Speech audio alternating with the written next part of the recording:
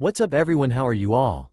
Today we are back with another blazing Naruto story. What if Naruto was forced into an engagement with Hinata, Ino, and Sakura at the same time? If you enjoy, then please like, share and do comments, and also check the description to original creator of this beautiful creation. Okay, I'm sure you are all wondering what mission could possibly involve all of you, so take a seat and be quiet while I explain. Tsunade spoke as she surveyed the young shinobi in her office. All were now respected Chunin or Junin of Konoha. Neji leant up against the right wall, with Tenten standing on his left. In front of him, Ino sat on a single chair with Kiba leaning on the arm, looking bored and slightly lonely since he was asked to leave Akamaru at home. The next chair was taken up by Sakura, with Sasuke leaning on the back of her chair, hands brushing her shoulders when she would move. By the left wall Hinata stood, blushing lightly as Naruto rested his chin on her left shoulder, peering at Tsunade curiously. His arms were wrapped around her petite waist, as she rested against his firm chest. Shikamaru stood at the back near the door with his eyes closed as if asleep, though those who knew him well would know that he was listening to every word being said. Tsunade sat down in her large chair in front of her wooden desk and laced her hands together, resting her arms on the desk. Having glanced at each individual and noted their appearance, she sighed and began to explain their mission. I'll explain the basis of the mission first. She stopped when she got no interruption. Looking towards Naruto, she laughed internally. Hinata had put hand on his arm when she felt he was going to interrupt her. He had closed his mouth and returned his chin to her shoulder. In a large city about a week's travel from here, there is a well-known concert that is held once a month. Every month they have a different band perform many songs, both of the band's own songs and also requested songs. The young shinobi in front of her nodded, waiting for her to continue. Tsunade placed her chin upon her laced hands and took a deep breath before continuing. The bands chosen to perform are often amazing, and this is where your mission comes into play. Curiosity made its way across the teenagers' faces as they tried to figure out what exactly their mission could be. Ba-chan, why would you need all of us for security? Tsunade smirked, so Hinata couldn't contain all of Naruto's outbursts. She smiled, at least he hadn't yelled it, and she had given up long ago trying to get Naruto to call her Tsunade instead of Ba-chan. I'm not planning on you guys being security. So if you would kindly shut up, I'll inform you of what I do want you to do.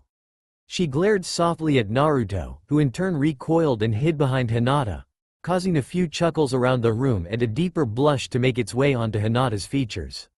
Anyway, as I was saying, after the concert, the bands usually end up being signed by contractors or being asked to perform elsewhere. But for the past few months the bands have been disappearing. The curiosity within the room reached its peak. Tsunade, realizing this, continued relaying the information she had received a few days prior from the organizers of the monthly event. In total 5 bands have gone missing. I have received confirmation that the band that played at last concert, which was a week ago, has indeed disappeared as well. The confused faces of the shinobi she had gathered forced her to continue explaining. Sighing, she decided to get to the point of the mission faster. She wanted to have some sake and a nice nap before Shizune came back from the small mission she had given her the previous day. Every month they changed the type of band. Last month was a mixed band, with both male and females. The month before was a band made up of guys, and the month before that was a band made up of girls. Are you following so far? Once she received nods or replies of either HN or hi from everybody in the room, she continued. This month, as you have probably figured out, is going to be a band of guys. This is where you come in. Before she could continue, she was interrupted by laughter from both Ino and Sakura, glaring at them as if wanting to hear a reason for their outburst. Sakura was the first to stop her giggling and explained her and Ino's reason for their laughter. Tsunade-sama, are you saying that you want the guys to make a band? Hearing this, all the eyes of the males in the room widened, even Neji and Sasuke's, their calm demeanors tarnished. What? Surprisingly, it was everybody except for Naruto who had yelled, minus Sakura and Ino who had continued their giggling. Naruto just looked scared, eyes wide and mouth agape as he stared at Tsunade.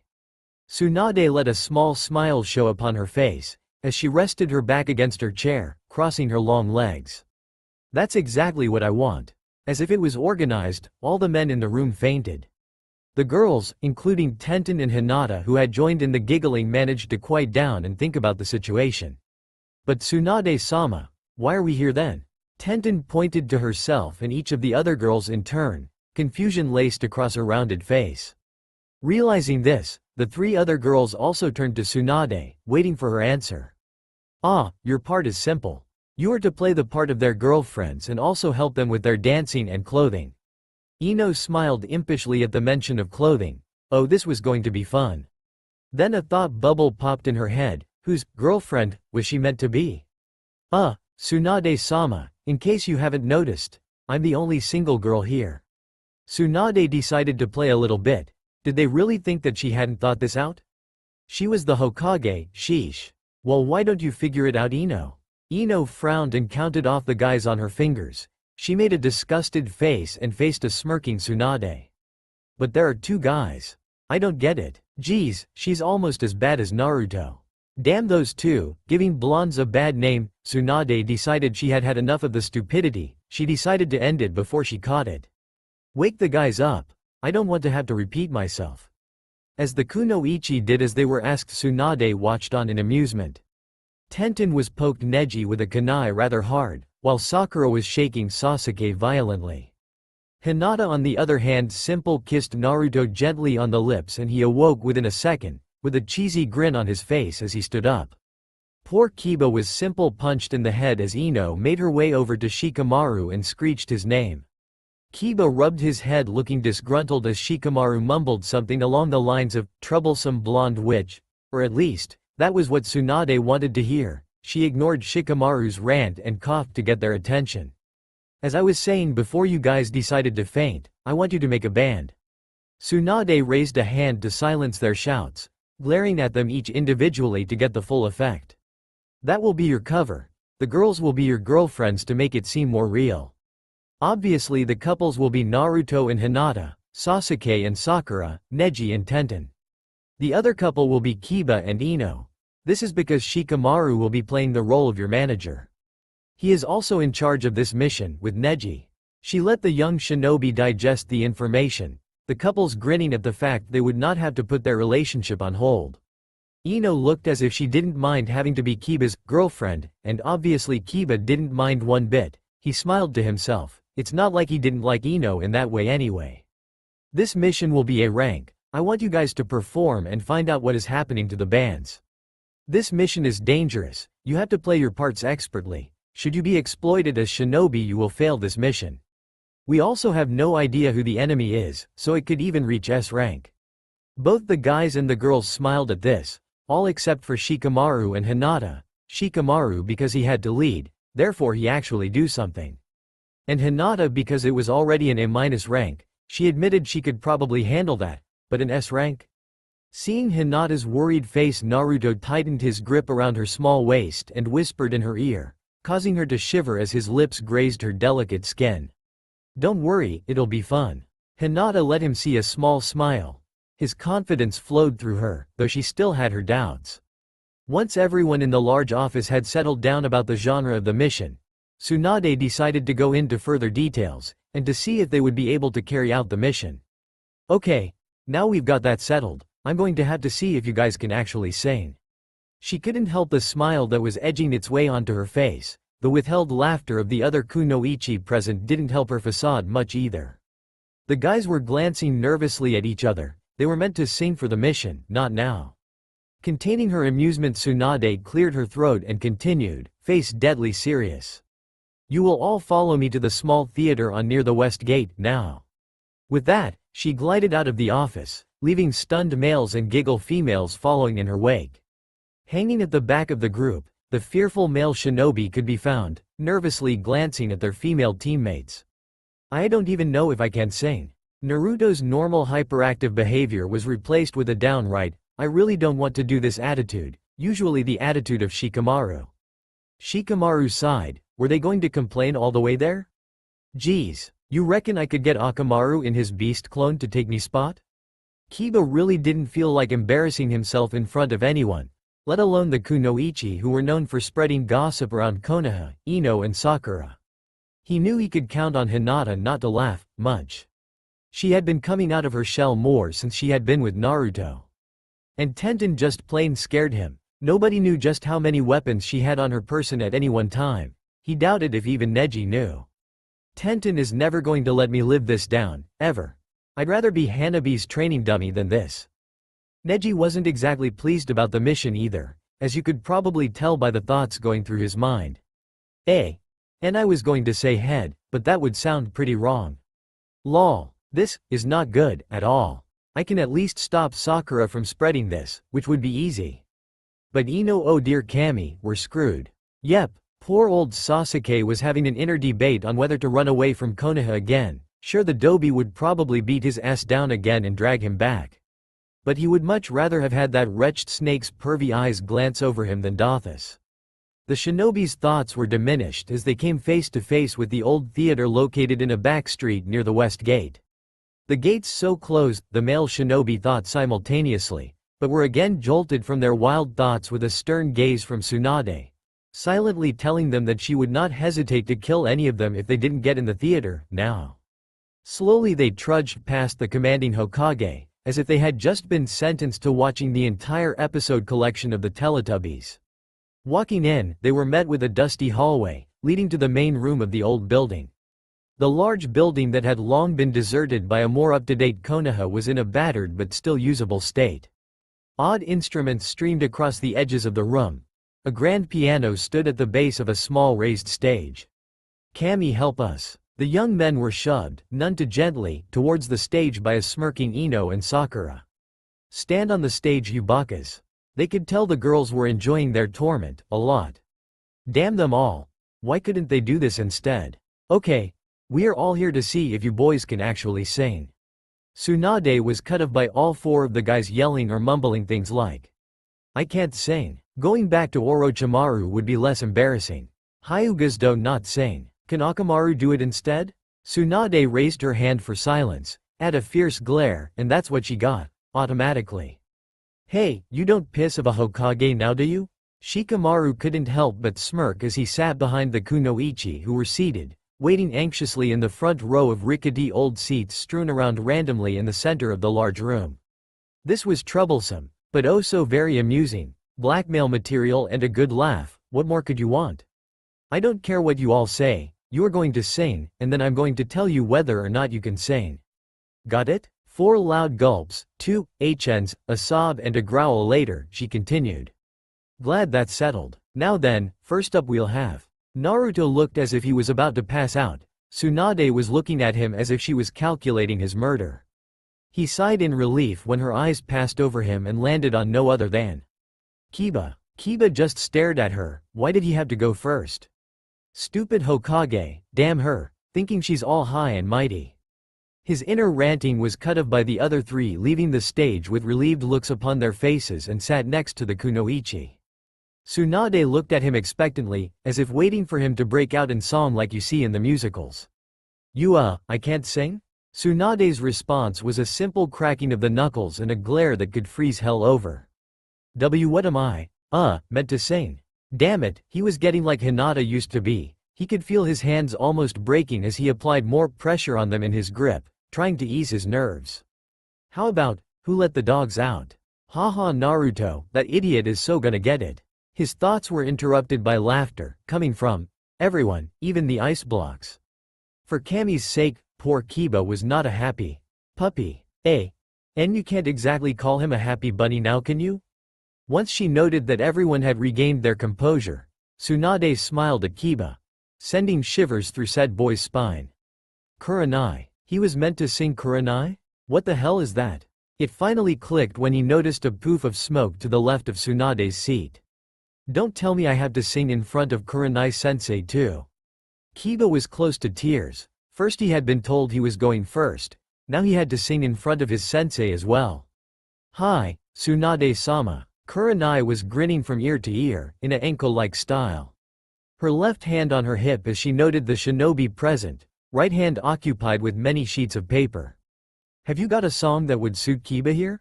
Kiba gulped. Great, just great. She was going to give him some lame-ass song to sing in front of his friends, Joy. I'm sure I do somewhere.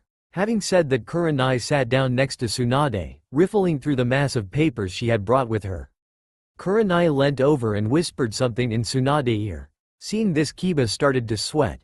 He just wanted to get this over and done with. Tsunade shook her head gently, obviously disagreeing with Kurenai's song choice, causing Kurenai to go back to her pile of papers and continue her search. Kurenai smiled as she looked at her next choice. Nodding slightly as if congratulating herself, she leant forward to Tsunade once more. Tsunade smiled slightly in response to her idea. Nodding and clearing her throat, she took the piece of paper and stood. Waving Kiba over to the edge of the stage, she handed him the sheet of paper. Ignoring his confused face, she sat back down. Setsuko. Another cloud of smoke billowed out, this time from the edge of the stage. After the smoke had cleared, a tall woman could be seen, holding several small hand drums under her arms with a small smile on her face. Peering over Kiba's shoulder to see what song he would be singing, she resigned herself to a small stool near the stage exit. "Can you give him a simple beat, please, Setsuko?" Nodding, the woman began to beat the drums rhythmically. Her eyes closed gently as she seemed to get lost in the music. Tsunade nodded and crossed her one long leg other the other, waiting patiently. "You will carry on singing till I either tell you to stop, or you reach the end of the song."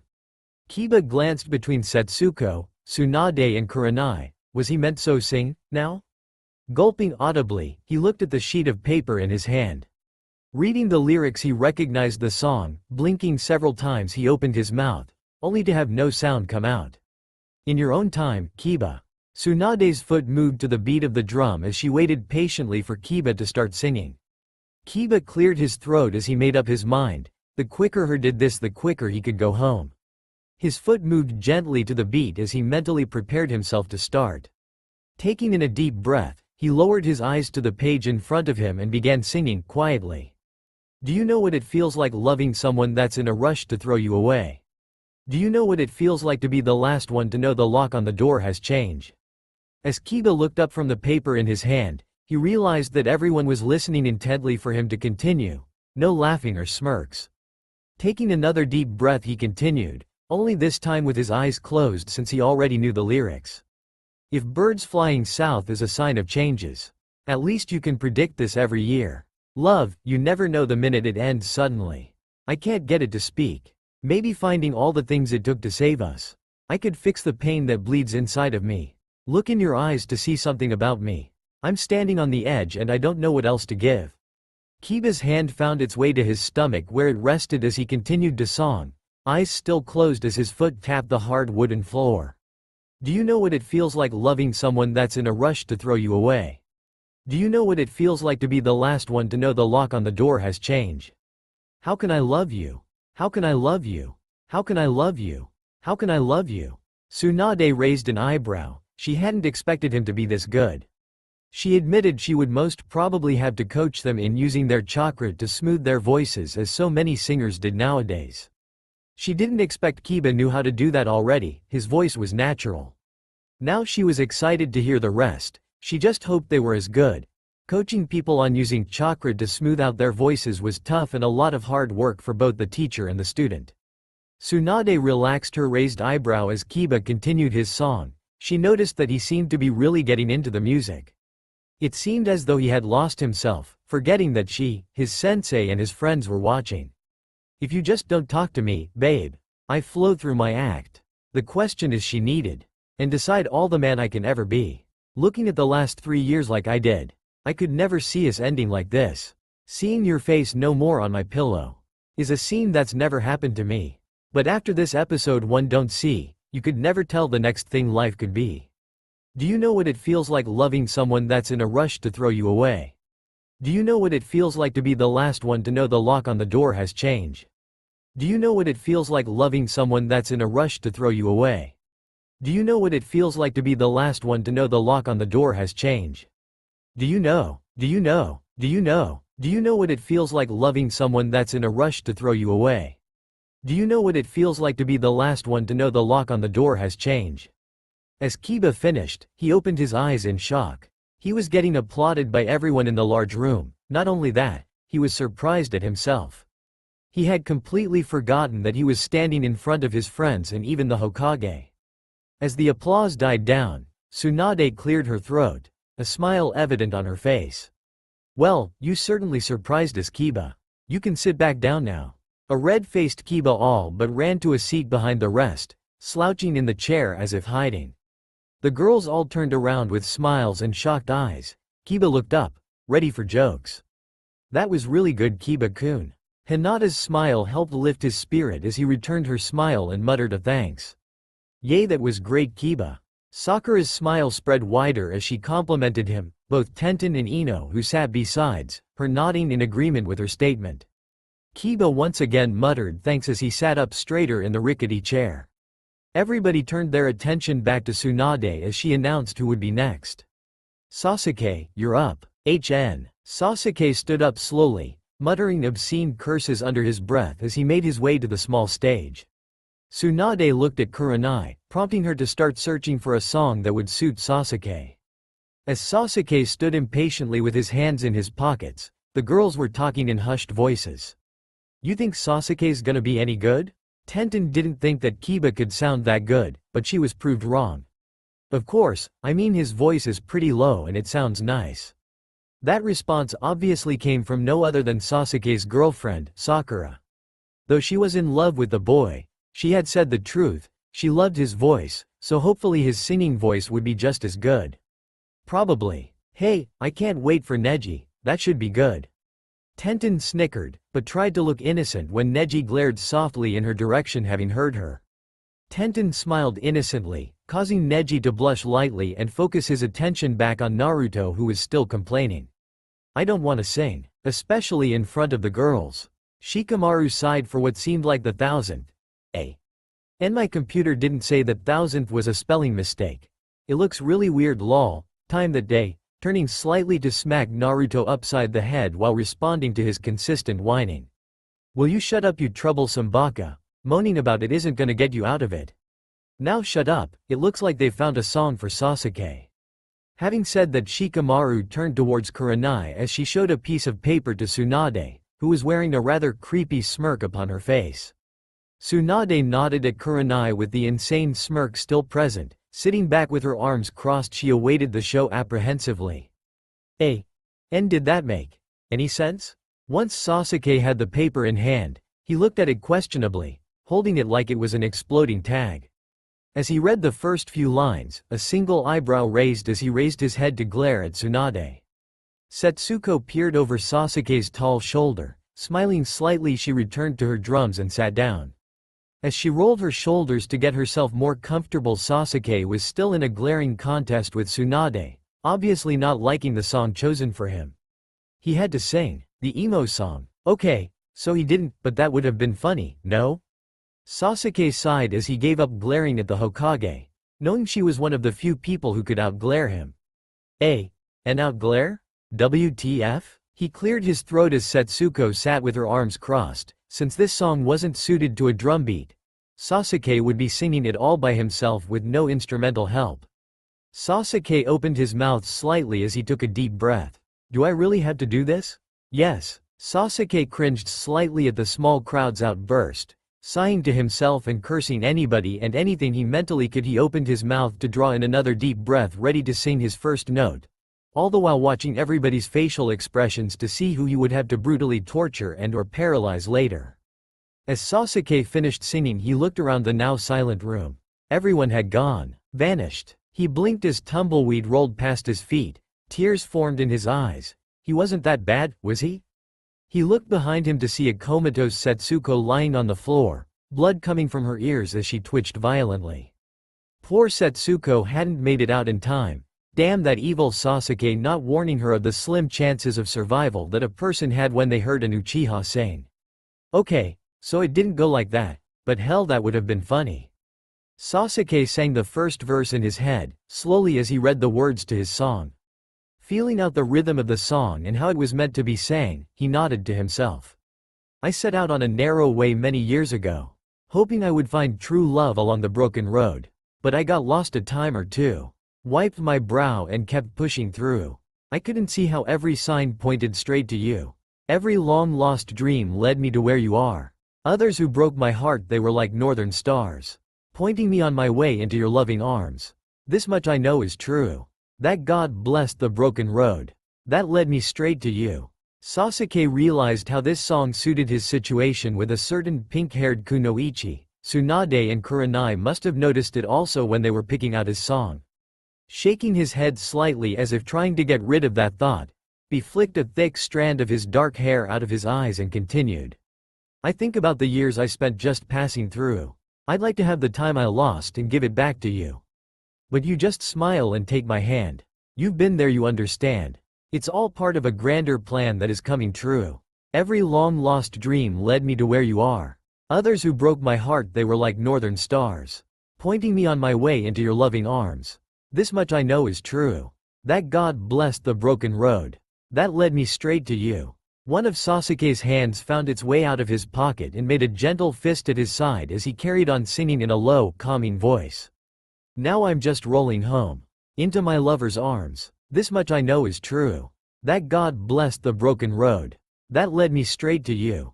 Sasuke's eyes flickered towards Sakura, who wore a small smile as she listened intently to Sasuke's voice. A voice that she had long since fallen in love with. That God blessed the broken road. That led me straight to you. Sasuke sighed as he placed his hands back into his pockets, looking up at Tsunade awaiting her verdict. Though he acted as though he couldn't care less, he didn't exactly want Kiba of all people to outdo him in something. Tsunade smiled. Looks like she had defiantly picked the right group of male shinobi to complete this mission. She chanced a glance towards her pink-haired apprentice and noticed, though she held a smile on her face, slight tears had formed in the corner of her bright jade eyes. Tsunade nodded internally, congratulating both herself and Kurenai on the song choice for the Uchiha. Well done, Uchiha. Sasuke glared at Tsunade but withheld a comeback as he took his seat behind Sakura and beside Kiba. Sakura turned around with a small smile on her face, followed closely by the other girls. Once the three girls had congratulated him, Sakura leaned back carefully in her seat and motioned for him to come closer. Sasuke did as he was asked, leaning forward with his elbows resting on his knees. That was great, Sasuke-kun. Sakura spoke gently and quietly into his ear, causing the usually stoic raven-haired Uchiha to widen his eyes, if just by a fraction. As he began to lean back, Sakura grabbed his collar roughly and placed her lips to his own gently. Pulling back and letting go, she winked to the frozen boy and turned back around to join in the conversation with the other girls. Sasuke blinked as his mind slowly registered what had just happened. Out of the corner of his eye he saw Neji smirk at his behavior. Not caring what the Hyuga thought, Sasuke leaned forward yet again and whispered in Sakura's ear, causing her to shiver unintentionally. Arigato, Kura-chan. Sakura blushed lightly at his nickname for her that he only used when they were out of the public eye, usually when they were on a date at the cinema or at one of each other's flats. Her blush turned deeper as the three girls laughed at her predicament, and Sasuke smirked as he leant back in his chair. Job done. Before Sakura could be questioned by the other three kunoichi present, Tsunade called out the next victim, contestant, the next person to sing. Neji. Neji frowned slightly as he made his way to the stage, passing an all too encouraging Tenten. I can't wait to get my revenge on her. Wait, damn it, I'm starting to sound like that stupid Uchiha with all this revenge crap. Neji snapped out of his inner dilemma by a not very impatient Hokage who was now glaring at him for taking so long to find a place to stand on the stage. Meanwhile, Kurenai skimmed through the mass of pages in front of her, searching for a song that would suit the Hyuga. As everyone waited, they listened to the conversation that was going on behind them for entertainment. I didn't want to go last. Naruto was in tears by now. He was going to kill Jiraiya when he got his hands on him. There was no doubt that it was the old perv that had suggested that he be part of this team too. He just knew it. Why, you ask? Oh ho ho, wouldn't you like to know? Well, tough, you'll just have to carry on reading, you impatient people. Ahem. Baka, you just said you didn't want to go. Now you do? Troublesome. Naruto frowned at Shikamaru's logic. Yeah, he had said that, but I know I said that. But I don't want to be the last one to sing. That puts more pressure on me, duh. Shikamaru shook his head. Who says duh anymore? Sheesh. Just shut up moaning, you baka, or I'll tell Neji what you and Hinata were doing before the meeting today. Naruto's mouth opened and closed like a fish. Shikamaru knew. Wait, What had they done? Huh? What do you mean? Naruto, kindly explain to me what Shikamaru is talking about, and just why I wouldn't want to know. I don't know myself. Naruto's brain had overloaded trying to figure out what Shikamaru meant. Damn that stupid genius. Wait, that didn't sound right. He was so confused. As smoke billowed from Naruto's ears due to his mental overload, Shikamaru smirked. His plan had worked. Neji was now pissed that he didn't know what they had been doing, and poor Naruto would deny it because he didn't know what Shikamaru was talking about. Neji would end up hurting Naruto, simple. He hadn't actually seen anything, other than them holding hands while Naruto kissed Hinata cheek, causing Hinata to blush since they were in public. But hey, Neji didn't have to know that now, did he? Cue evil laugh. Everyone who had been listening to the conversation was now laughing. Oh yeah. Shikamaru had said it loud enough for them to hear, as Neji was on the stage, obviously. Hinata was now blushing, though with a confused look on her face as the other three kunoichi tried to get information out of their shy friend. Poor Hinata didn't have the faintest idea what Shikamaru was talking about, just like a certain blonde who was now slowly coming back to his senses as his brain finished rebooting. While Tsunade was waiting for a song choice by Kurenai, she thought over the two acts she had seen so far. True Kiba's voice had more variety and could probably reach more notes. Sasuke's was lower. She nodded to herself. This was good. Hopefully the other two would create a good mix of talent.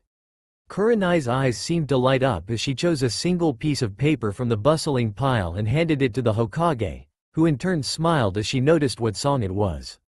Signaling Neji to come and receive the paper, Setsuko took the paper instead, as Neji had not made a move towards the edge of the stage.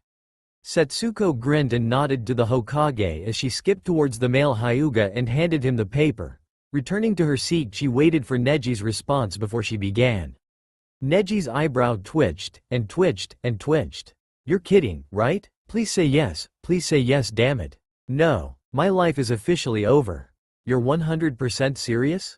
Yes. Are you crazy? No. Neji's eyebrow continued to twitch. What the hell was the Hokage thinking? He wouldn't be caught dead just saying the title of this song. This song was so un-Hyuga-like, hell it was un-Neji-like. Tenten was going to have a field day with this, for Kami's sake.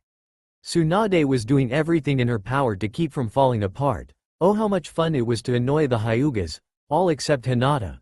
She just didn't seem to get annoyed, unless of course you were insulting her friends, village or her Naruto-kun. Everybody else within the room was watching intently, wondering what song could be so bad to provoke a reaction like this from Neji. Kurenai had lost his some time ago and was now muffling her laughter, along with Setsuko who had tears in her eyes. Tenten couldn't wait to hear the song. Oh how much fun she could have teasing Neji. She knew it must be bad if he was willing to shout at the Hokage in a Naruto-like manner. Along with the other kunoichi and even Naruto, she was leaning forward slightly in her seat, hands gripping the edge of the old wooden chairs, holding their breath to hear what the song was. Not only that, but to hear Neji sing it. Come now Neji, it won't be that bad. It was taking all of her shinobi skills and willpower not to break out in full-blown laughter at Neji's horrified face. Neji crossed his arms and scowled. No way was he going to sing this. I will not sing this song, find me another. Shouts of, "Aw," and, "Come on Neji you fruitcake," could be heard from his friends, causing his eyebrow to continue its twitching in annoyance. Tsunade sighed. She wasn't going to make him sing it anyway, and she didn't think it suited him. She just wanted a laugh, and boy did he give her that. And that sounded well wrong. Fine. What? I said fine, you don't have to sing, dirty little secret. That said, the room burst out laughing. Oh how they would have loved to have seen Neji sing that song. Tenten was upset that he didn't. It would have been great leverage over him in the future. Damn. Oh, good. Neji was shocked that she had said okay to him changing the song, but he wasn't about to give her chance to take her word back. He looked over at a now somber Kurenai, silently asking her to give him another song to sing. Kurenai sighed and began her search once again. Damn picky Hyugas. Kurenai sighed as she handed over yet another piece of paper to Tsunade, awaiting her approval. Tsunade nodded and glared at Neji, silently telling him that he was the one who had to come and collect it this time. Neji trudged towards her seat and plucked the sheet of paper from her feather-like grasp and made his way back on stage. Neji read the title of the song on the paper. He had heard the song several times before as Hanabi seemed to play it on the radio an awful lot. He sighed, at least he wouldn't be as embarrassed as he would have been if he had been forced to sing the first song. Showing Setsuko the paper she sighed, she wouldn't be doing anything in this song either, damn it. Kenji. Another poof of smoke appeared, this time next to Setsuko, who in turn coughed on the smoke, glaring at the tall man standing next to her. He grinned in response and plucked a sting of the acoustic guitar he was carrying. Walking over to Neji, he glanced at the song and smiled. Nodding to the Hokage, he looked expectantly at Setsuko. Setsuko sighed. This guy really did annoy her to no end. She stood up from her seat and allowed Kenji to sit instead. Kenji and Neji made eye contact. As the Hyuga nodded, Kenji began to play. Taking a deep breath and avoiding the eyes of the crowd, Neji began to sing. Neji hadn't sung since he was forced to attend Tenten's last birthday, and that was only a simple, happy birthday, song where everyone else sang too. And when Neji said forced, he meant it. Lee and Guy had cunningly started talking about how easy it would be to turn Neji's hairstyle into their own matching bowl cuts and exclaiming how youthful it would be. That being a nightmare in itself, wasn't the only softly implied threat. Oh no, far from it. Sakura and Ino had said how easy it would be to cut the cake with a chakra scalpel while eyes him up. While Hinata had eyed the seal on his forehead. He knew she would never use it on him nor anybody else for that matter, but it was still scary. Naruto had just kept repeated the same line over and over and over again. Sing Neji. Sing Neji. Sing Neji. That was of course until Neji had sent him flying through an open window with a chakra-enhanced Juken strike to the face. Choji had begun to munch his crisps right next to his ear. Crumbs had spilled into his precious hair and all over his clothes. Shikamaru, who had been forced to threaten him by a scary-looking Ino and Sakura, had simply said that he could make him do unimaginable and plain embarrassing things while in control of Neji's shadow. Neji didn't want to think of what Ino and Sakura may have had him do. He shivered at the thought. Kiba had been as bad as Naruto, and even Akamaru had barked repeatedly what he supposed was along the lines of, sing or I'll hump your leg. It was just a guess, he didn't exactly speak dog. But Akamaru was a big dog. And I didn't mean for that to sound wrong lol. Sasuke had just said, if I have to sing, you're gonna sing as well, Hyuga. Which was basically, don't make me Sharingan your ass once the girls are done with you. And god damn, that sounds wrong as well. Tenten had just given him the puppy dog eyes as she twirled a kunai rather suggestively while nodding towards his crotch area. After all of these threats, no one, and I mean no one, would be able to say no. Hell, he'd be surprised if they couldn't force Akatsuki to sing Happy Birthday. Neji gave up reminiscing of the past and began to sing. Who cares if he can't sing, that just means he doesn't have to go on this stupid mission. I can't get to sleep. I think about the implications of diving in too deep, and possibly the complications. Tenten's eyes widened as Neji's voice rang out through the room. It was husky yet soft, loud yet quiet. She was shocked. She had no idea that Neji could sing so well. Especially at night. I worry over situations. I know I'll be alright. Perhaps it's just imagination. Day after day it reappears. Night after night my heartbeat shows the fear. Ghosts appear and fade away. Alone between the sheets. Only brings exasperation. It's time to walk the streets. Smell the desperation. Tsunade couldn't believe her luck. Yes, she had luck for once. All three guys so far could sing. They weren't fantastic, but they were good in their own right. Neji had a husky voice that seemed to echo around the room. Emotion could be heard easily in his voice. Sasuke had a deep, soothing voice that seemed calm yet powerful. Kiba's voice seemed best suited for fast songs, where short notes were involved. His voice would create a better impact with such songs. All that she had to do now was see if what Jiraiya said about Naruto was true. Personally, she couldn't wait to see the blonde shinobi sing. But having heard it from Jiraiya, she knew she might have a problem actually getting him to sing. She turned her attention back to Neji, who seemed to be enjoying himself, his foot beating rhythmically and in time with Kenji's own. At least there's pretty lights. And though there's little variation, it nullifies the night from overkill. Day after day it reappears. Night after night my heartbeat shows the fear. Ghosts appear and fade away. Come back another day. Neji looked over as Kenji continued playing the guitar, taping his foot along with the beat as he got lost in the music. Neji himself could be seen tapping his foot. Even though it was small taps, he could feel the music go through him.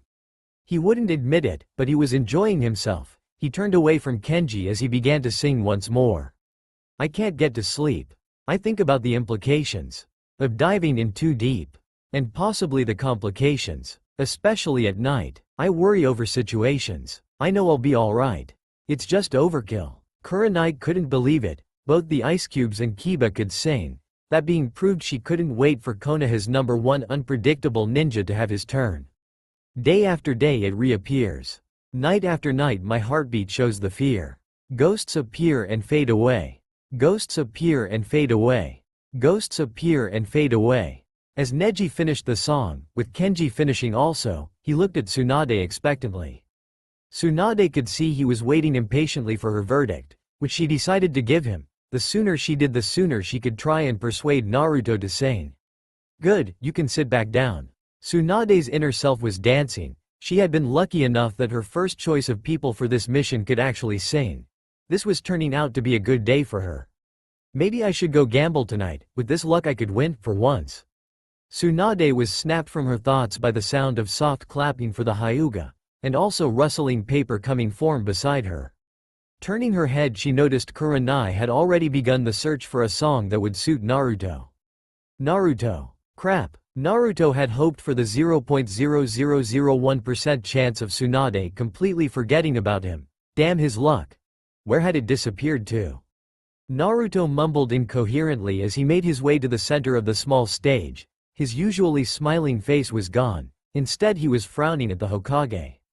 Do I have to? His reply came, short and sweet in a commanding tone that could break even the best of shinobi.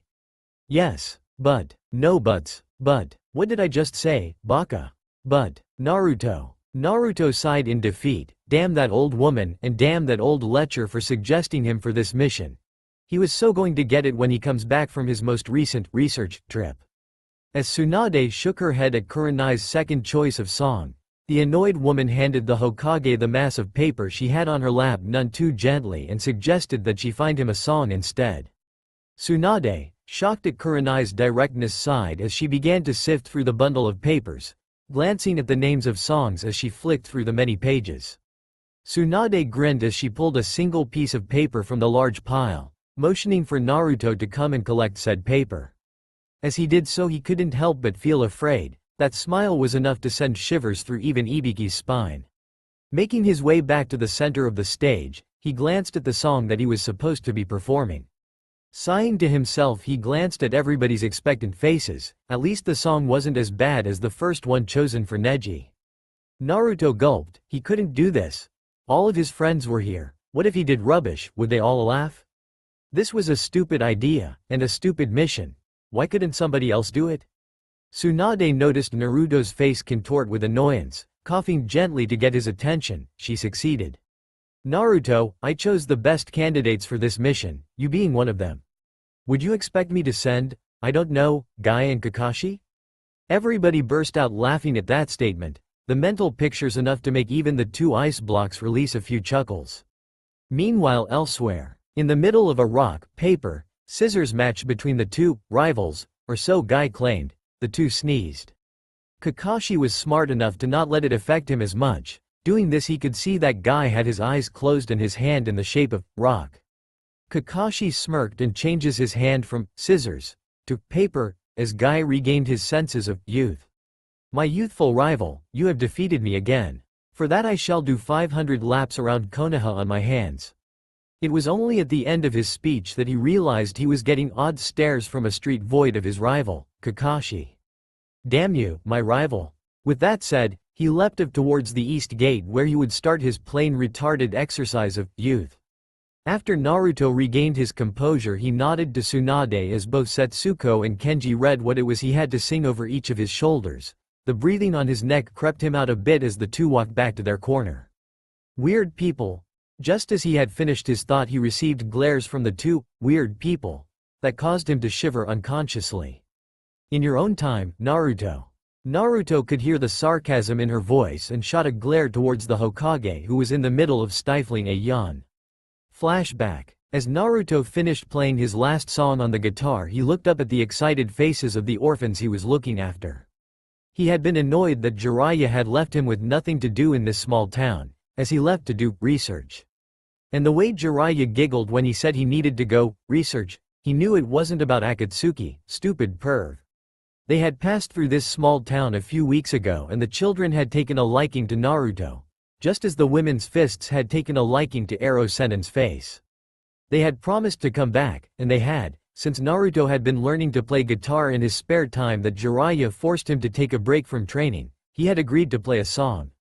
The kids had enjoyed his first song so much that he had now just finished his eighth. He had given up saying no after his third. He could tell that the kids were tired, but they wouldn't allow it to show on their faces. As a few of the smaller children's eyelids drooped, he smirked. He began to play a soft tune that was used often for calming. This should get the kids to sleep and give him a chance to do some nighttime training. As he finished his song and peered down at the now asleep kids, he could hear a distant yell of "pervert." Sighing to himself, he left the kids in the care of a sleepy young woman who had earlier flirted with him, much to Jiraiya's disappointment. Making his way towards the earlier yells, he sighed yet again. Most of his training time was spent apologizing for that damn lecher's actions. He once again looked down at the paper, nodding to himself as he remembered the song. He took a shaky breath as both Setsuko and Kenji started playing. Might as well get it over and done with. Tsunade's eyes widened, along with many of the other shinobis in the large room as they heard the first note sung by Naruto. His voice was, to put it simply, amazing. It was harmonic and soothing yet unbelievable strong even with his nervous appearance. His eyes were closed as he lost himself to the music, his hand held tightly onto the piece of paper even though he wasn't looking at it. I'm a Barbie girl in the Barbie world. Life in plastic, it's fantastic. You can brush my hair, undress me everywhere. Imagination, life is your creation. Come on, Barbie, let's go party. I'm a Barbie girl in the Barbie world. Life in plastic, it's fantastic. You can brush my hair, undress me everywhere. Imagination, life is your creation. I'm a blonde single girl in the fantasy world. Dress me up, take your time, I'm your dolly. You're my doll, rock and roll, feel the glamour and pain. Kiss me here, touch me there, hanky panky. You can touch, you can play. You can say I'm always yours, ooh whoa. I'm a Barbie girl in the Barbie world.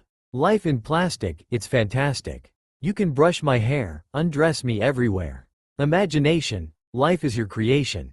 Come on, Barbie, let's go party, ha ha ha, yeah. Come on, Barbie, let's go party, ooh, ooh. Come on, Barbie, let's go party, ha ha ha, yeah. Come on, Barbie, let's go party, ooh, ooh. Make me walk, make me talk, do whatever you please. I can act like a star, I can beg on my knees. Come jump in, be my friend, let us do it again. Hit the town, fool around, let's go party. You can touch, you can play. You can say I'm always yours. You can touch, you can play. You can say I'm always yours. Come on, Barbie, let's go party, ha ha ha, yeah. Come on, Barbie, let's go party, ooh, ooh. Come on, Barbie, let's go party, ha ha ha, yeah. Come on, Barbie, let's go party, ooh, ooh. I'm a Barbie girl in the Barbie world. Life in plastic, it's fantastic. You can brush my hair, undress me everywhere. Imagination, life is your creation. I'm a Barbie girl in the Barbie world. Life in plastic, it's fantastic. You can brush my hair, undress me everywhere. Imagination, life is your creation. Come on, Barbie, let's go party, ha ha ha, yeah. Come on, Barbie, let's go party, ooh, ooh. Come on, Barbie, let's go party, ha ha ha, yeah. Come on, Barbie, let's go party, ooh, ooh. Oh, I'm having so much fun. Well, Barbie, we're just getting started. Oh, I love you, Ken. As the last nod of the word Ken rang out through the large wooden room, he winked towards Kenji. Kenji sat shocked at Naruto's forwardness but blew a kiss to the blonde in return. Okay, so that wasn't what he sang, but you can totally imagine him singing that. Anyway, it's for real now. Maybe it's intuition, but some things you just don't question. Like in your eyes. I see my future in an instant. And there it goes. I think I found my best friend. I know that it might sound more than a little crazy, but I believe. As Naruto sang, everyone present looked on with shocked expressions, eyes wide, including the Hokage. Jiraiya had told her about him singing a few times to orphans at a small village that they had stayed at frequently, and that the orphans enjoyed it an awful lot. She had never expected him to, well, great. His voice was a combination of the other three. It could be husky if he wanted it, or even deep. Though he could not get it as deep as Neji or Sasuke may have been able to, he could certainly reach higher notes than those two. Though he was obviously more nervous than the other three previously to his turn, his voice was by far the best. Hinata smiled. She fell deeper in love with Naruto every day. She couldn't imagine not being his girlfriend. Flashback. Hey, Hinata? Hinata turned around suddenly only to come face to face with her longtime crush. Blushing deeply, she stuttered a reply. Hi, Naruto-kun? Naruto smiled his goofy smile as he walked closer to the kunoichi, who in turn blushed even deeper as she noted his appearance. He had changed a lot during the 2.5 years he had been gone with Jiraiya, both inside and out. He now stood easily at 6 feet with his wild blonde hair gave him an extra inch or two. His body was now amazingly muscular, his shoulders broad in comparison with his waist. True, the other boys of the rookie 9 inches had muscles, but Sasuke was thin and pale. Kiba was muscular, but his lower body seemed to overpower his upper body. Naruto, Hinata found, was just perfect, with his tanned complexion along with his muscular body, proving his dedication to training. He was just perfect, not too muscular but muscular all the same. His bright cerulean eyes along with his crazy blonde hair made him her perfect man, and that was just in looks. During his time away he had matured, if just slightly, but that was all he needed to shock his friends. He still held his childish attitude, but now knew when he was needed to be civilized and mature. She had fallen in love with his attitude alone. His looks were just a bonus. Hinata was snapped from her thoughts as a large tanned hand waved itself in front of his eyes, as if trying to gain her attention. Gomen Naruto-kun, did you say something? Naruto let a low chuckle escape his lips as he looked at Hinata's flushed face. Keeping the smile on his face, he replied. Yay, hey, you hardly stuttered. Hinata nodded and smiled. Ino and Sakura, along with Tenten, had been helping her with her stuttering and nervousness in the 2.5 years the blonde had been gone. Anyway, I was wondering, do you wanna Hinata waited patiently for him to complete his sentence. He was obviously nervous about something, but she didn't know just what it was. Will you go on a date with me Friday night? Hinata blinked as her mind slowed down the words that had just jumbled their way out of Naruto's mouth. Naruto looked down as he noticed her small frown and spaced out look, shuffling his feet. I mean, you don't have to Gomen for asking. He was cut off by Hinata tugging at his large calloused hand to get his attention. He looked into her pale lavender eyes that were looking up into his own intently. I would love to, Naruto-kun. Naruto's smile crept its way back onto his handsome face, eyes alight with relief. Great, I gotta go. I have training with Kakashi-sensei. I'll pick you up at 7. Before Hinata could reply, Naruto placed a soft kiss on her left cheek and was gone in a flash. She stood still, in a daze as she held her fingers to her cheek that Naruto had just kissed. Smiling, she all but skipped to her own training with her team, her inner self bouncing off of her mental walls. End flashback. Turning her attention back to Naruto, who had begun to sing the chorus of the song chosen for him, the small smile never left her face. I knew I loved you before I met you. I think I dreamed you into life. I knew I loved you before I met you. I have been waiting all my life. There's just no rhyme or reason. Only this sense of completion. And in your eyes, I see the missing pieces. I'm searching for. I think I found my way home. I know that it might sound more than a little crazy, but I believe. I knew I loved you before I met you. I think I dreamed you into life. I knew I loved you before I met you. I have been waiting all my life. Naruto smiled slightly to himself. This song reminded him of Hinata, how he had, while on his training trip with Jiraiya, finally realized how much she meant to him. 1,000 angels dance around you. I am complete now that I found you. I knew I loved you before I met you. I think I dreamed you into life. I knew I loved you before I met you. I have been waiting all my life. I knew I loved you before I met you. I think I dreamed you into life. I knew I loved you before I met you. I have been waiting all my life." As Naruto's singing began to get quieter and quieter as the song itself faded out, his eyes fluttered open, relief evident on his face. "Glad that's over and done with." Tsunade smiled. These kids certainly continued to surprise her, and she was a ninja for Kami's sake. "Very nice. Naruto, who knew such a loud voice could sound so good?" Naruto frowned slightly at the loud voice part of her sentence before smiling slightly at her compliment. As Naruto sat back down, he was congratulated by the girls and even got a small peck from a lightly blushing Hinata. "Well, it looks like we have our band sorted." Several cheers from the girls snapped the guys back to reality as they looked at Tsunade disbelievingly. "You mean we were good?" Kiba wasn't sure if she was just pulling their leg. She had been known to do things like that. She was a damn mean Hokage. "Yes, I mean you were good, you baka. You all were. Now we have to work on making you guys into a group." Neji raised an eyebrow. He didn't want to be molded into something he wasn't, even if it was for a stupid mission. "What do you mean? Surely we just go out and sing a song, it can't be that hard." Both Kenji and Setsuko laughed at the Hyuga. Stepping forward, Kenji eyed up said Hyuga. "On the contrary, my friend, it is hard work. We have to harmonize you guys, go through songs that you will sing, and which part will be your own to sing. We also have to figure out your stage presence, like your outfits, etc. Oh, and of course, your dance moves." "Oh, well that makes sense. Hey wait, what dance moves?" Kiba's shout caused the Hokage's eyebrow to twitch in annoyance as both Setsuko and Kenji just grinned at the guys. Both Sasuke and Neji had lost all colors that their faces may have held. Outfits and dancing? This did not bode well at all with the two ice blocks, not well at all. Ino and Sakura squealed in excitement. Finally they would get to sort out the guys' horrible fashion senses and even see them dance. The girls aren't only here to be your girlfriends, you know. They will be helping Setsuko with your arrangements, such as your dance routines and wardrobe.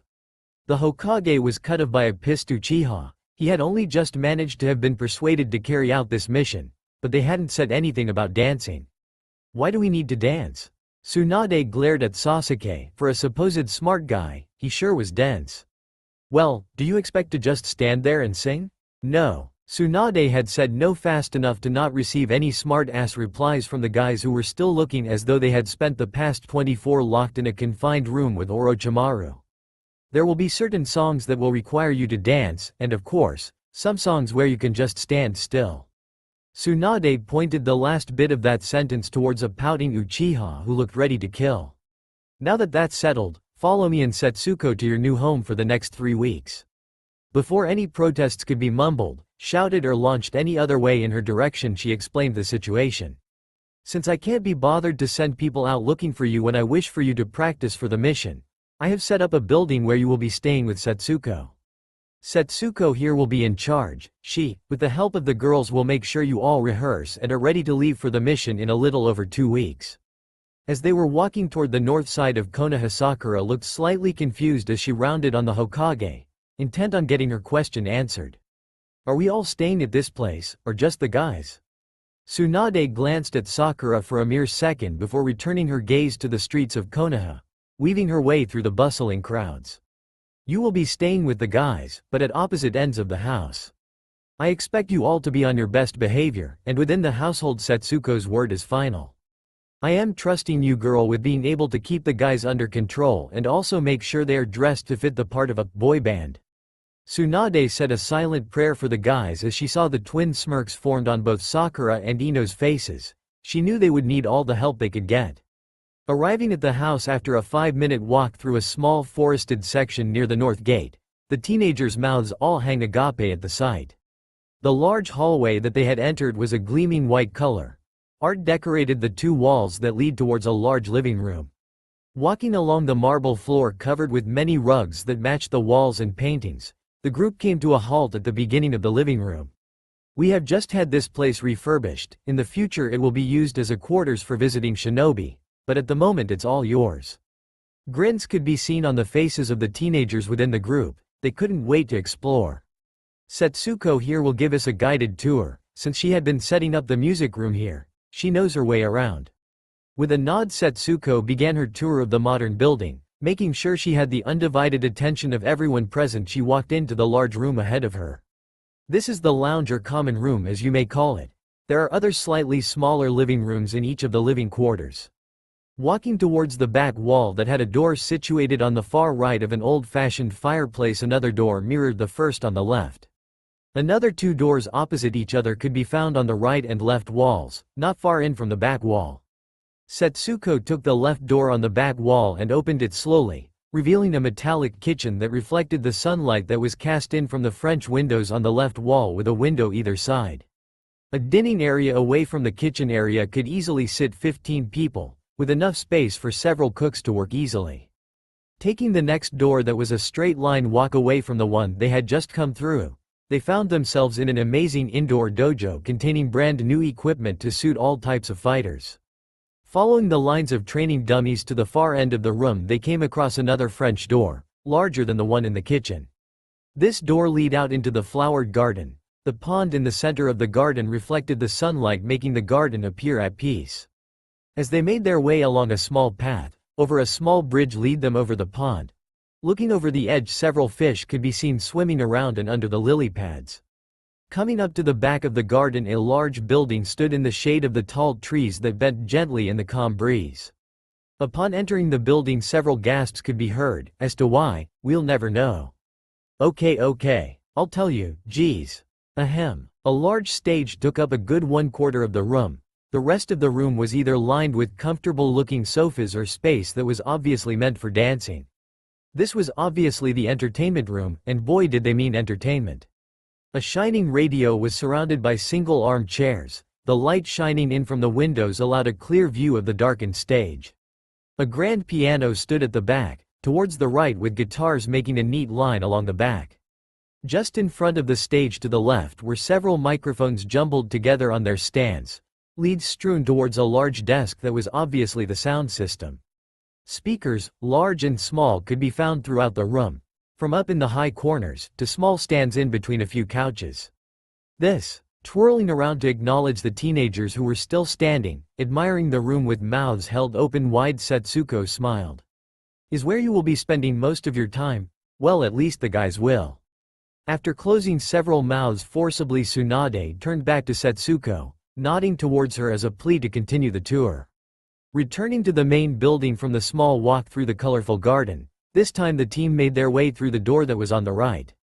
Following this door, they came to a simple room that was a smaller version of the lounge, though going through the next door towards the back of the room led them to a small indoor hot spring. The small hole in the wall to the right, which was disguised as a stone pipe, suggested that a tunnel had been made specifically from the Konoha hot springs that were a few hundred yards away. The girls squealed at the sight and promised that once the tour was over they would all come here to relax. After dragging the girls out, they found themselves being directed back to the common room as they had now named it. Setsuko twirled around with a grin plastered on her pale face, a smile that every teen in the room couldn't quite figure out yet. So, who wants to see the bedrooms? Another squeal from the girls, and several hens later, Setsuko took them to the door on the right. This will be the girls' area of the house, so unless the girls allow you to, you guys will not be allowed in here. Oh, and no boys in here past 9, got that?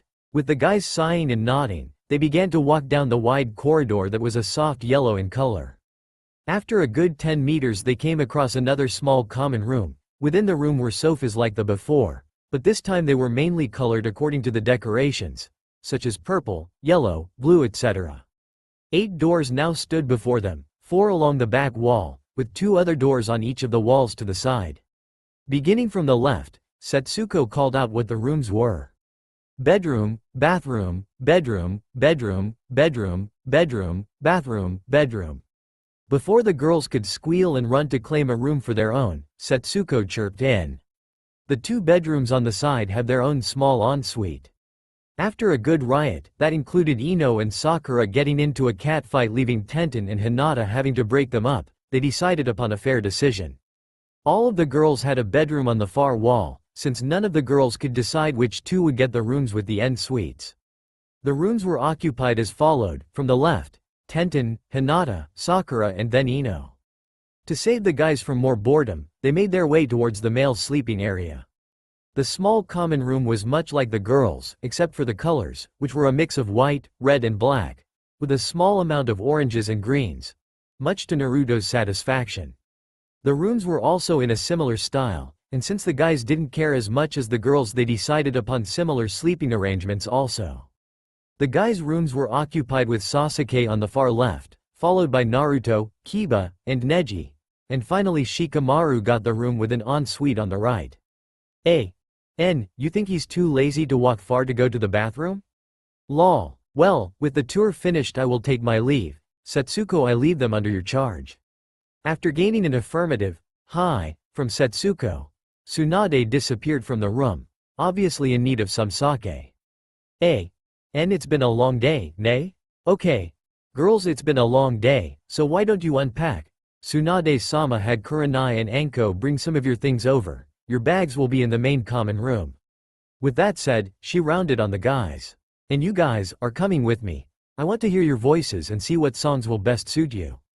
Glaring at the boys as they groaned, she made a beeline for the large music room outside.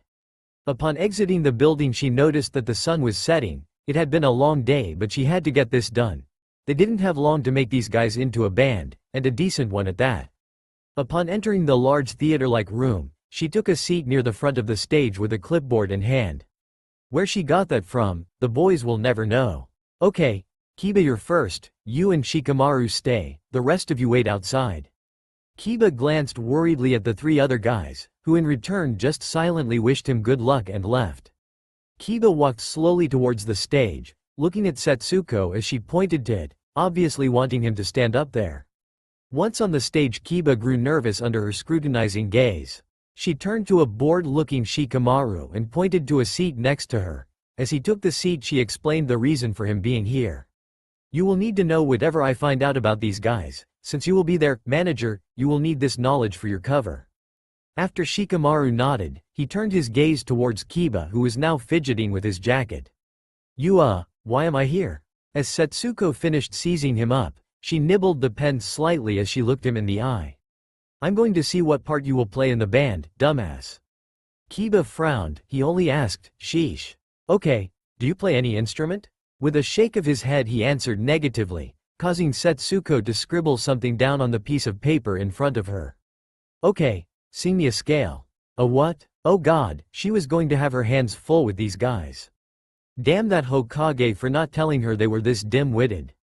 After demonstrating what a scale was, Kiba coughed to clear his throat. Going as low as he could first, and slowly get higher, he reached the highest note he could before he went out of tune.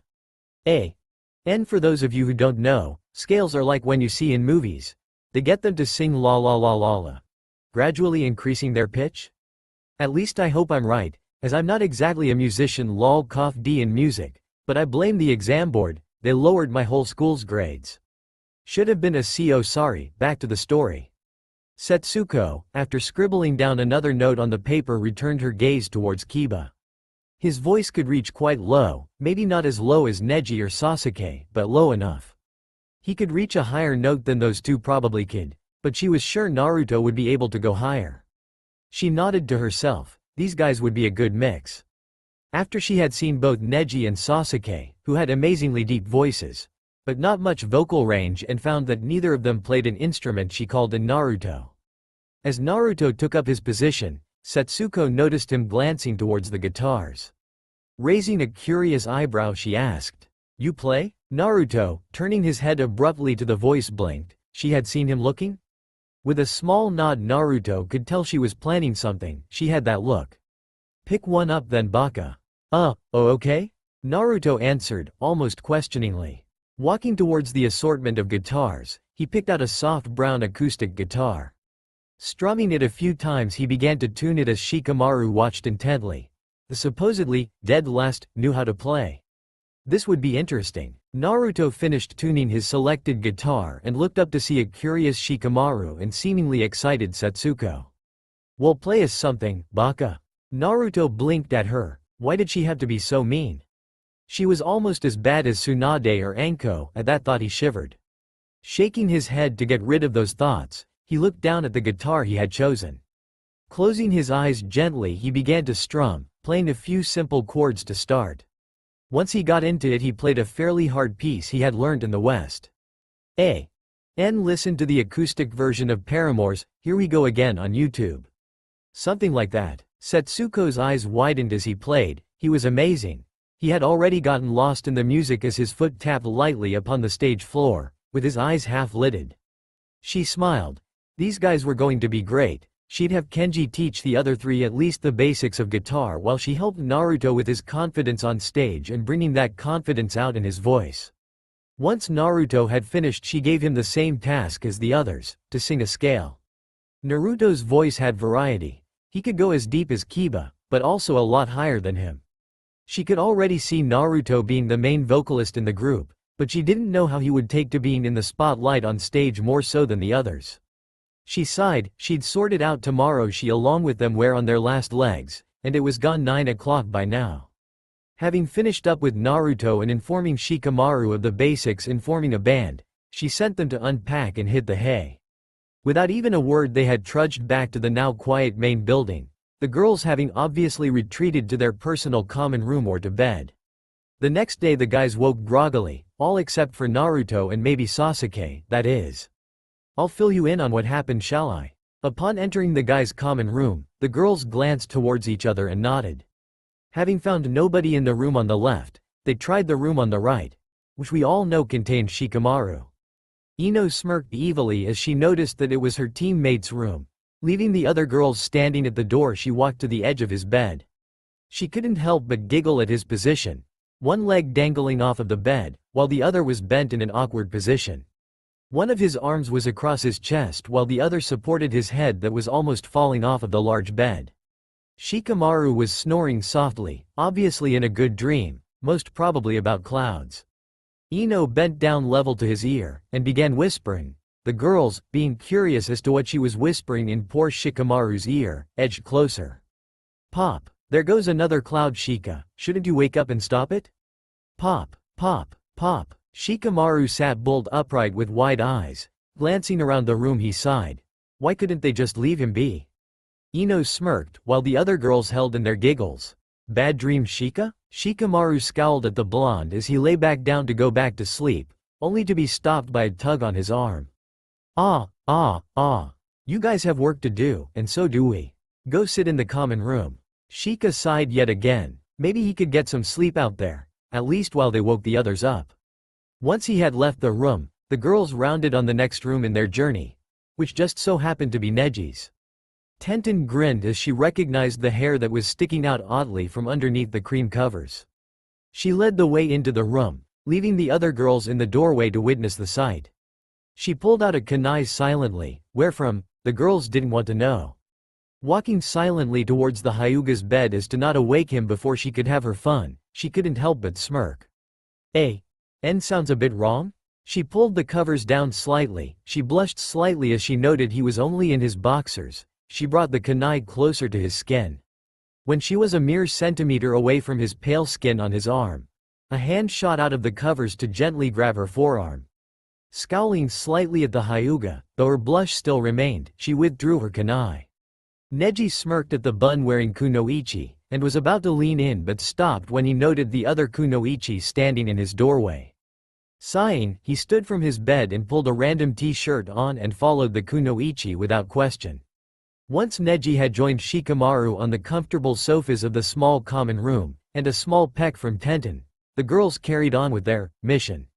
As they reached the next room, which just so happened to be Kiba's, the girls were lost on what to do to wake him up.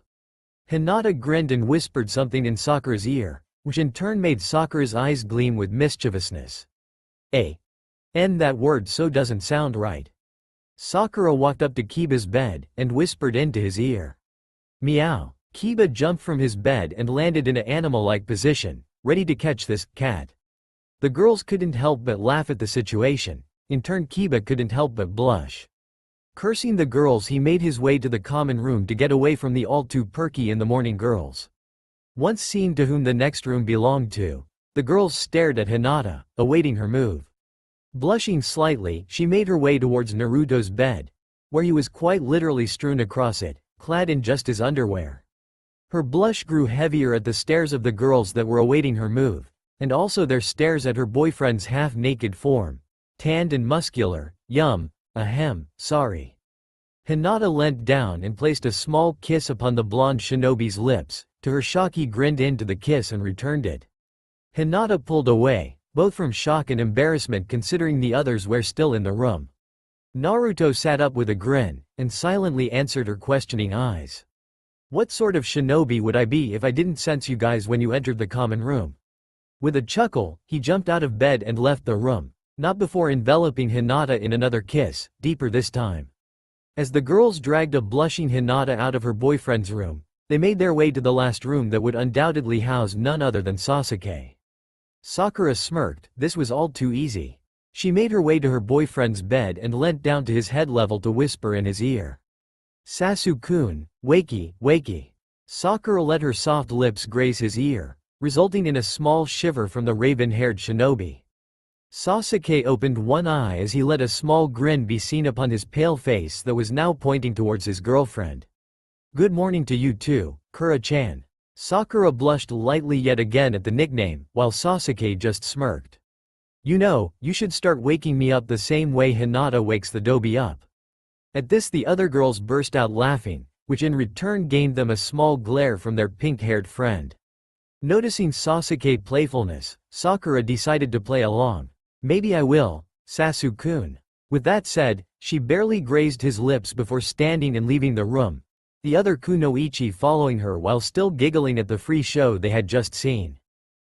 Maybe I should fall asleep more, like Shikamaru. Sasuke pulled a t-shirt on and made his way to the common room, where he found the rest of the guys all groggily frowning at the kunoichi. Well, all except Naruto. He was busy hugging a blushing Hinata. Once all the teens had eaten their breakfast, prepared by none other than Hinata herself, and gotten themselves dressed, in the boys' case anyway, they made their way to the music room. And I will call the building outside the music room from now on. Finally, come in and sit down.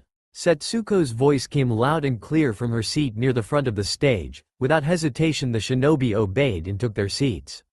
Setsuko rose from her seat and leant against the front of the stage, staring at everyone individually.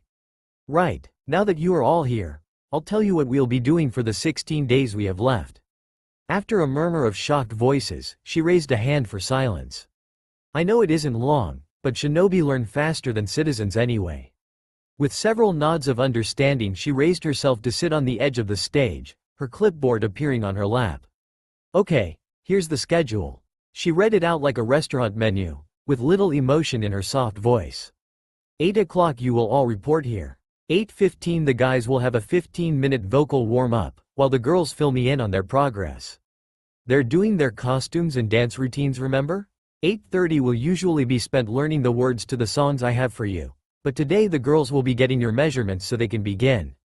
And girls, usually at this time you will go and work on their clothes etc. After receiving several nods and hns, she carried on reading from her clipboard, tracing her pen down the list of activities. 9:30 Kiba, Neji and Sasuke will be with Kenji, learning the basics of guitar, while I work with Naruto since he can already play. After several confused glances his way, Naruto gave a nod, telling them that what Setsuko said was indeed correct. With a small cough, Setsuko gained their attention again and continued. 11 o'clock usually I'd have you guys practicing the dance routines, but since we need to give the girls a few days to come up with something, this time will be spent trying to get you guys to harmonize. 12 o'clock I'll give you a 2-hour lunch, since you don't get a break during the morning. 2 o'clock we'll have another vocal warm-up, and let the girls see if any of their ideas would work on you etc. 2:15 girls, you will be allowed to carry on with making dance routines and their outfits. Guys you will attempt song writing. We would like some original songs you know. 3 o'clock we'll work on the songs I have ready for you to sing, and who'll sing what part. 5 o'clock you will get a half-hour break, including the girls. 6 o'clock we'll all take a break for dinner.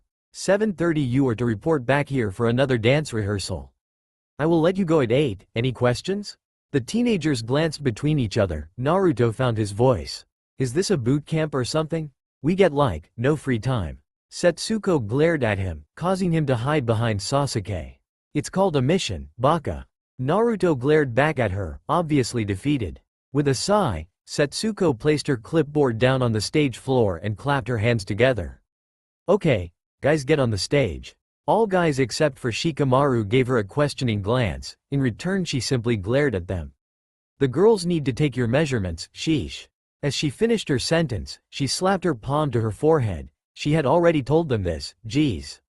Once all the guys were standing on the stage, fidgeting awkwardly, Setsuko glanced at the kunoichi. She laughed internally as she saw the soft blushes, or in Hinata's case, full-on tomato blush as they looked towards the male shinobi. Ushering the girls onto the stage, several tape measures fell into her hands from nowhere, obviously creeping the young shinobi out. She handed a tape measure to each of the girls, including a clipboard each. One thing kept running through all of the teens' presents' minds. Where the hell does she get this stuff from? Actually, maybe they didn't want to know, shiver. Following a determined Ino's lead, they took the guys' measurements, with a small delay, courtesy of Hinata fainting while trying to take Naruto's inner leg measurement, lol. With that done, the girls left to meet with Shizune, who would be helping them with the outfits for the guys. Setsuko rounded on the remaining shinobi who had now taken their seats once more. Kenji will be here soon for your first lesson. Shikamaru, you will stay with those three while I sort out Naruto. After receiving a lazy nod, she joined the teenagers awaiting Kenji's arrival. Kenji arrived a few minutes late, gaining him a smack to the head and a glare from none other than Setsuko.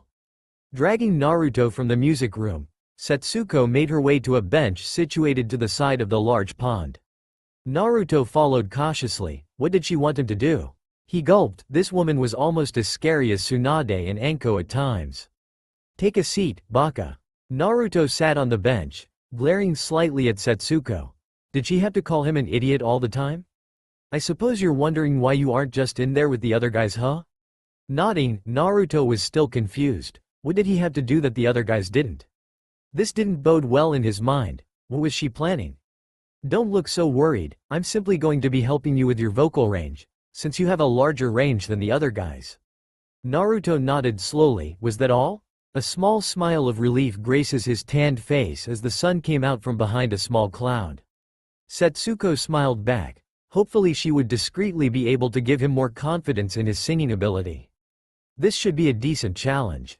Looking over at a still smiling Naruto who had turned his attention towards the blue sky, her smile widened.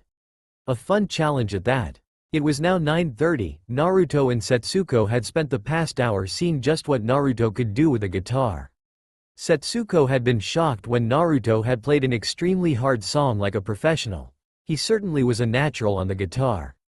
Sasuke came out of the music room with a small smile on his face. He could safely say learning guitar was fun, especially when he played much better than a certain someone. Kiba followed next with a grin plastered on his face. He had been rather good at learning the guitar, though Sasuke seemed to learn it faster. He was proud of himself. Next, a disgruntled-looking Neji came out with a frown etched onto his pale face. Oh, how annoyed he was. He couldn't seem to get it right. Even with Kenji's one-on-one help, the damn Uchiha's smirking didn't help any either. Kenji exited the large building next, peering around for Setsuko. He spotted her on the bench smiling at the scene.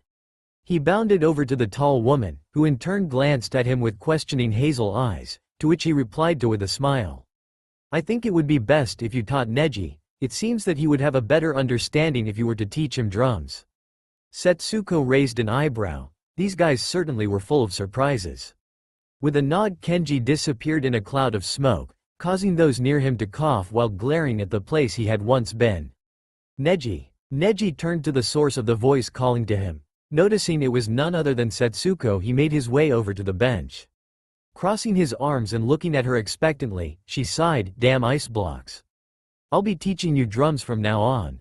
With a nod, he returned to talking with Kiba and Sasuke, the latter of whom seemed to be gloating to his second rival, Naruto being the first obviously. Turning to Naruto, she noticed his confused face.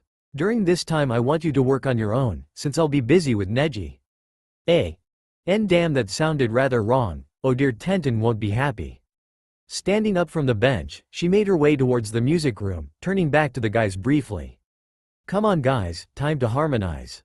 With a groan, they followed, albeit slowly. Setsuko blinked, and blinked, and blinked. These guys together sounded like, Well, they sounded like nothing she had ever heard before.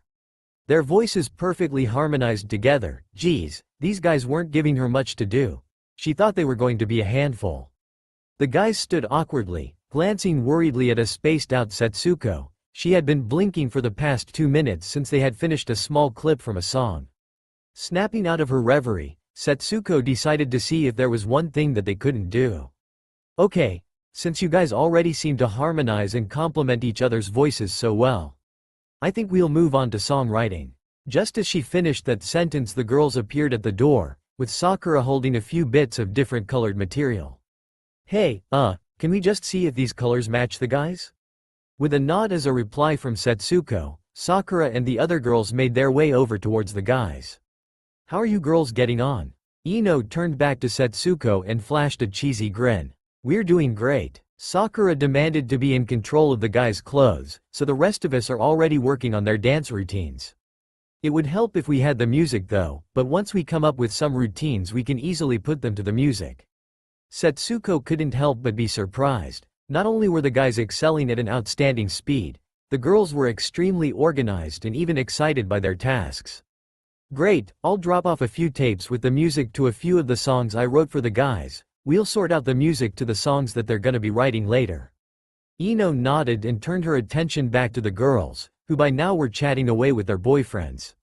Oi, we're meant to be sorting their clothes and dance routines out. Let's go. Several pouts and quick kisses later, the girls disappeared once more, much to the male population of the room's distress. Quit moping, you lot, it's time for you to write some lyrics. A glare stopped them from groaning as they all received a pen and some paper, still muttering about how unfair life was blah blah blah. How are we meant to write lyrics? What are we meant to write them about? Setsuko stared at Kiba as if he had just asked if Michael Jackson's nose was real. Was he seriously that dense? Baka, you write whatever you feel. It can be about anything, though it has to be suitable to be sung to a wide-ranged audience. With a slow nod, Kiba returned his attention to the blank piece of paper that sat mocking him mockingly on the chair he was using as a desk. Lol, cool sentence, no? Kiba smirked at the song he and Naruto had wrote, Naruto obviously putting more input into the lyrics, but Kiba added his fair share now and then. Both Sasuke and Neji seemed to have written at least one song, he so wanted to read them. Naruto had used a few songs he had written previously to Kiba, that was cheating. But he shrugged it off when Naruto had helped him. Setsuko dismissed them for an early lunch, stating that she was going to see if our songs were suitable, and start on the music for them. Naruto, being the musical genius as Setsuko called him, had already written parts of the music for his songs. The guys walked into the large dining room, kitchen, only stopping at the sight before them. The girls were all wearing simple tight biker shorts, with either tight tank tops or t-shirts with the bottoms rolled up, showing their toned midriffs. Hinata and Ino had their back to them, in the middle of performing what looked like a partially thought-out dance routine. Tenten sat next to Sakura munching on a cookie as she compared and contrasted the colors of several pieces of material. Sakura had a look of concentration on her face as she stitched a piece of fabric onto another. Once they had successfully stifled their nosebleeds, they decided to make their presence known.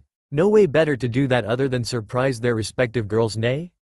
Naruto ran up behind Hinata and picked her up, swinging her around as she yelped cutely. As Ino berated Naruto for disturbing their work, Sasuke made his way silently towards a still-working Sakura. He leant over her shoulder to peer at her handiwork, only to be blocked by a head of pink hair. Not until it's finished, Sasu-kun. She said the last part in a whisper as she turned to meet his lips with her own gently, only to pull away abruptly and pack away the unfinished garments that lay scattered upon the table before her. Tenten skipped her way over to Neji, who in response simply raised an eyebrow. Pouting the Tenten pout, with the chibified face and everything, she got what she wanted. A kiss from the Hyuga prodigy. My, how cuteness works its evilness, even on the ice blocks. Ino randomly began jumping up and down on the spot, waving at the others to get their attention. Only to get crickets. A frown forming on her face, she stopped her jumping and simply waited. 5, 4, 3, 2, 1. Spider. Oh, how mean Ino was, but she didn't get the result she expected. But it did work towards the same goal, getting everybody's attention. You want to know what the result was? Well, I don't feel like telling you. But I'm going to anyway, because it's funny. Several screams later, the room was deadly silent. Ino looked around the room, her eyebrow twitching. These people were meant to be shinobi, damn it. Naruto was currently in Hinata's arms. No, not a hug. He was literally in her arms, as in bridal style. Sasuke had unconsciously grabbed a shuriken and was using Sakura as a shield, who at that moment in time was ghostly white, with her jade eyes darting here, there and goddamn everywhere. That sounded really cool, lol. Tenten had a kunai twirling in each hand, eyes also darting around for the spider, while Neji had cautiously made his way closer to the exit, Byakugan active. Kiba was now using chakra in his feet, so stay on the ceiling, obviously not thinking about the fact that spiders can also climb walls and ceilings even without chakra. Shikamaru was using Akamaru as a large white and fluffy blockade in his shadow bind, readying said animal to jump on, and in turn ultimately squish the spider. Lame much, you guys? Everybody reverted back to their cool composures within a mere second, random coughing and conversations being abruptly started. Ino sighed, she had just got their damn attention. Oi. Everybody turned towards Ino, clearly annoyed that she had interrupted their conversations, cough, makeout sessions, cough. Or in Naruto and Hinata's case, Hinata making sure that there wasn't a spider present with her Byakugan, just for Naruto. Yes, Ino pig? Ino, obviously, frowned at the well-known nickname that had come from Sakura's big mouth, as Ino pig put it. Ino, hey, you can't call me that too. It's not fair. Marie. But I'm the author of this story, fool, I'm allowed. Ino. No, you're not. Marie. Do you want to be the only girl without the interest of a boy, this entire story? Ino. Ahihi, no. Marie. Then I suggest you shut up. Ino. But, Marie. Yes, yours is huge, now on with the Santo. Crash. Bang. Squeak. Aliens land. So that's where my Pop-Tart went. Clang. Bang. Thud. Marie. Don't make me make this a Inazakamaru FIC. Ino. Why you wouldn't, hey, right? Marie. Try me. Ino. Okay, I'm sorry. Marie. Good, now back to the story. Ahem. Well, forehead girl, I was going to suggest that we show the guys what we've come up with so far for their dance routines. Cue multiple anime sweat drops, and several rather scared faces. OMG BBQ. Yeah, come on girls. Cue multiple eye twitching from the guys. Ino and Hinata slid gracefully forward, while Tenten and Sakura slid backwards. They each brought their right arm up, as if they were putting up a guard in front of themselves, their forearm vertical. At the same time they took one step forward with their right leg. Lowering their right arm they brought their left arm up as they had done with the right, this time stepping forward with their left leg. Jumping slightly to bring their legs together while they dropped their left arm, they again raised their arms in the same fashion, but at this time simultaneously. They popped their heads out from the left side of their arms, and then the right. They stretched out their arms in front of them as if pushing away an invisible force, all the while sliding backwards once more. With their legs shoulder-width apart, they thrust their right arms forward so they were parallel to the floor. Placing their left hand on the inside of their right elbow which was facing the ceiling, they then rotated their right arm around their left without releasing the area that their left hand rested. Now their right arm was back in its same place, though now their left hand rested upon the outside of the arm's elbow which was facing the ceiling. Turning their left arm once more, this time their forearm was vertical and close to their body with their left arm now resting on the inside of their elbow once more. Moving their right arm to the left side of their face with a jolt and returning it to the right side of their face, they pushed their right arms out to the right side of their body as they slid to the left. Ino and Hinata jumped backwards as Sakura and Tenten jumped forwards, placing them all back in an even line once more. The four girls smiled to each other and began to giggle, each still breathing heavily and a little red in the face.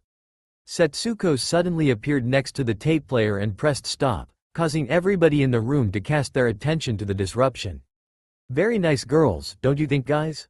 Said guys were now shoving what tissue they could find up their noses to stem the blood flow. In response they simple nodded their heads quickly with their eyes still wide. We have loads more stuff already, but we've only put this bit to music. The girls all nodded with Ino at her statement. They had worked hard and had come up with many little routines for the guys. And some of the moves we've thought up are kinda only possible for guys. Well, to look good, only guys can really do them. Sakura laughed as she finished informing the guys.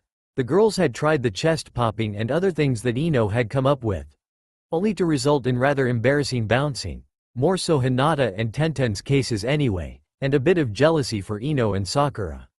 What are you doing here anyway? Naruto had finally come to his senses after stemming the flow of blood coming from his nose, realizing that Setsuko had appeared out of, well, nowhere. I came in here to see how far the girls have gotten, and to be honest, I am impressed. The girls grinned at this, proud of themselves. While the guys also agreed, they were impressed, though it may be for different reasons. Lunch was a loud affair. Setsuko had gone to inform Tsunade on the team's progress, leaving them to their own devices. Hinata and Ino had prepared a large lunch for everybody, making sure to include everybody's favorites, an extra bowl of ramen for Naruto, and an extra bowl of tomatoes for Sasuke. Here, this is the music for the songs I'm going to have you sing, and also the music for some of the songs you guys have written. Learn them, memorize them, and make sure you can play them. Setsuko handed the guys each a rather large pile of papers. She stepped back and couldn't help but smile at each of the guys' scared faces. Naruto looked as though a bowl of ramen had just sprouted legs and ran away from him, all the while teasing him about the paperwork for becoming Hokage. Sasuke looked as though someone had just walked in on him talking to himself in the bathroom, telling himself that he was hot and Sakura wouldn't be able to resist his Uchiha charms. NLMFAO Kiba looked as though Akamaru had turned into a cat, while Shikamaru simply cried. Why did he have to learn it all as well? Neji's eyes simply twitched.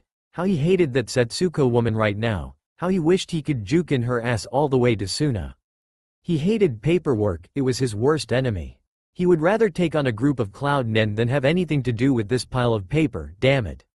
Neji, I'll work with you on the drums since it may be harder for you to read the music. With a nod from Neji and a smirk from Sasuke, obviously to tease the Hyuga, Setsuko dragged a reluctant Hyuga prodigy to the stage, leaving the others to practice with the guitars. A good hour later, and a hell of a lot of noise, Setsuko called a stop to their practicing.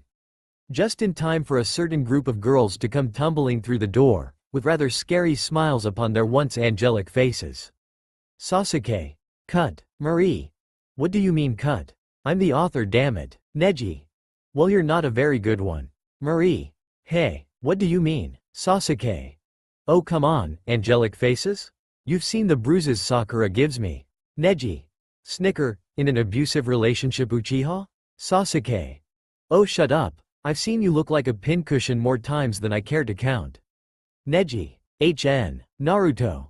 Hina-chan's face is angelic laughing face. Sasuke. Shut up Dobi. Naruto. BU, muffle. Sasuke. Dobi. Marie. Enough. It's my story. So unless you guys want to be stuck a room with Guy and Lee and nothing but those horrible green spandex to wear, I suggest you shut the hell up and let me get back to my story. Guy Lee. Oh, the youthful spandex shall allow us to show everybody our youthfu. Muffle, muffle. Marie. Sorry, we're experiencing technical difficulties at the moment, please bear with us. Crash, slap, crunch, WHO grabbed my ass. Gargle, choke, bang, wallop, Dobie quit chewing my ear. Crash, crunch, beep, Marie. Sweat drop, sorry about that. Ahem, back to the story. Hey guys, Sakura and Ino looked happy, too happy for the situation. Not only that, but all four of the girls had their hands behind their backs, like that wasn't suspicious at all. Hey Setsuko. Ino had her all too well-known mischievous glint in her eye. Shikamaru shivered, remembering bad memories. What brings yo? She was cut off by a yell from our favorite orange-clad blonde, and an orange blur blinding her momentarily. Hina-chan. The poor girl was tackled to the ground without time to blink, a deep blush evident on her pale features as she noted that Naruto was now straddling her. Naruto, being the baka he is, didn't notice, he simply continued to cover the poor flustered girl in kisses. Naruto baka, let her up. Naruto blinked his puppy dog eyes as Sakura, his chibified form included. Sorry, Sakura-chan. He looked down at the close to fainting Hyuga he was still straddling. Realization hit him like a ton of kunai. Haha. Ton of kanai, lol, sorry. OMG waffles and BBQ. I'm so sorry Hina-chan. Naruto cried dramatically as he picked the poor girl up from the floor, and proceeded to re-inflate her pancake head form. It's okay, Naruto-kun. Naruto smiled his foxy grin and placed a soft kiss on her lips, causing the girl to blush lightly once more. A well-timed cough from Setsuko brought their attention back to the others in the room. What? We have some of your costumes done. Sakura smiled at her own announcement, though that was the only response she got. Cricket. Chirp. Tumbleweed rolls past. Geez, you're meant to be excited. Sakura looked threateningly at the Uchiha, as if daring him not to say something in response to her announcement. Oh? Excellent vocabulary there, geez. I thought I got rid of you. Dumbass, you can't get rid of your inner self. Unless of course you die, but I'm pretty sure you don't want to do that without repopulating your clan with Pinky, Wink, wink. Shut up, Cammy, you're annoying. You shouldn't call Cammy annoying, you know, it can result in bad things for you. I didn't call Cammy annoying, I called you annoying. That's not what it sounded like, I don't care what it sounded like to you. Now shut the hell up and leave me alone. Sniff, you're so mean. Oh great, inner me is over-emotional. One of us has to have emotions. I said shut up. Humph, fine. I'll just go spend some quality time with inner Sakura, wink. Oh Cammy, he's perverted as well as over-emotional. Shout from a distance, I'm you. So you're perverted too. Twitch. Dude, you quite finished with your inner debate? Naruto was waving his hand in front of the Uchiha's face, trying to bring his friend back to the world of pain. And you'll see. Huh? Sasuke's intelligent answer caused Naruto to raise an eyebrow, but he ignored the raven-haired shinobi's weird behavior in favor of tormenting him. You do realize that Sakura is waiting for you in the room over there. You're the last one to get changed into your new outfit that they made for us. Sasuke blinked, and blinked again. Sakura, closet. Sasuke declothing himself, he couldn't help but smirk. That was until he noticed the bother guy's new attire, damn. And here he thought he was getting a break from all this stupid mission stuff to spend some quality time with his girlfriend, yeah right. Sasuke looked at each of his friends in turn, great, just what he wanted, a damn makeover. Oh how he wished he had stayed at Orochimaru's, he probably could have put up with the damn Michael Jackson wannabe's inappropriate touching during training if it saved him from being dressed up by Sakura. He shivered, okay maybe it wasn't that bad, he was still gonna be in another room with Sakura. Maybe he could get changed quick and sneak a few minutes with her. His hopes were crushed when he heard his pink-haired girlfriend yell from the room adjacent to the music room that they were in now. Sasuke, get your chicken butt hair in here now. Sasuke frowned, great, he was in for another round with the Hokage's apprentice as her punchbag, great, just brilliant. Sighing, he rose from his seat and made his way to the room. Reaching the door he was dragged in none too gently by a pale hand. Noticing the emerald eyes of his beloved sweet Sakura sparkle with murderous intent, he shivered. Outside the room, all that could be heard were whimpers of the one remaining oh so almighty Uchiha in existence. And yeah, just imagine he beat Itachi.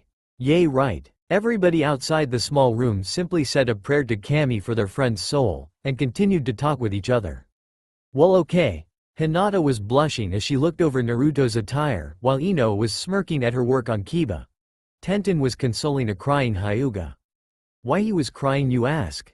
Well I'm not going to tell you till next chapter, yes, I'm that evil.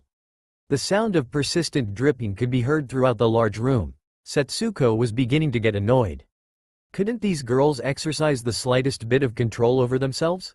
True the guys were drop-dead gorgeous at the moment. The clothing that the girls had put together for them worked a treat on extenuating each of the guys' strong points. She glanced towards the girls, who now had a rather large puddle of drool around their feet.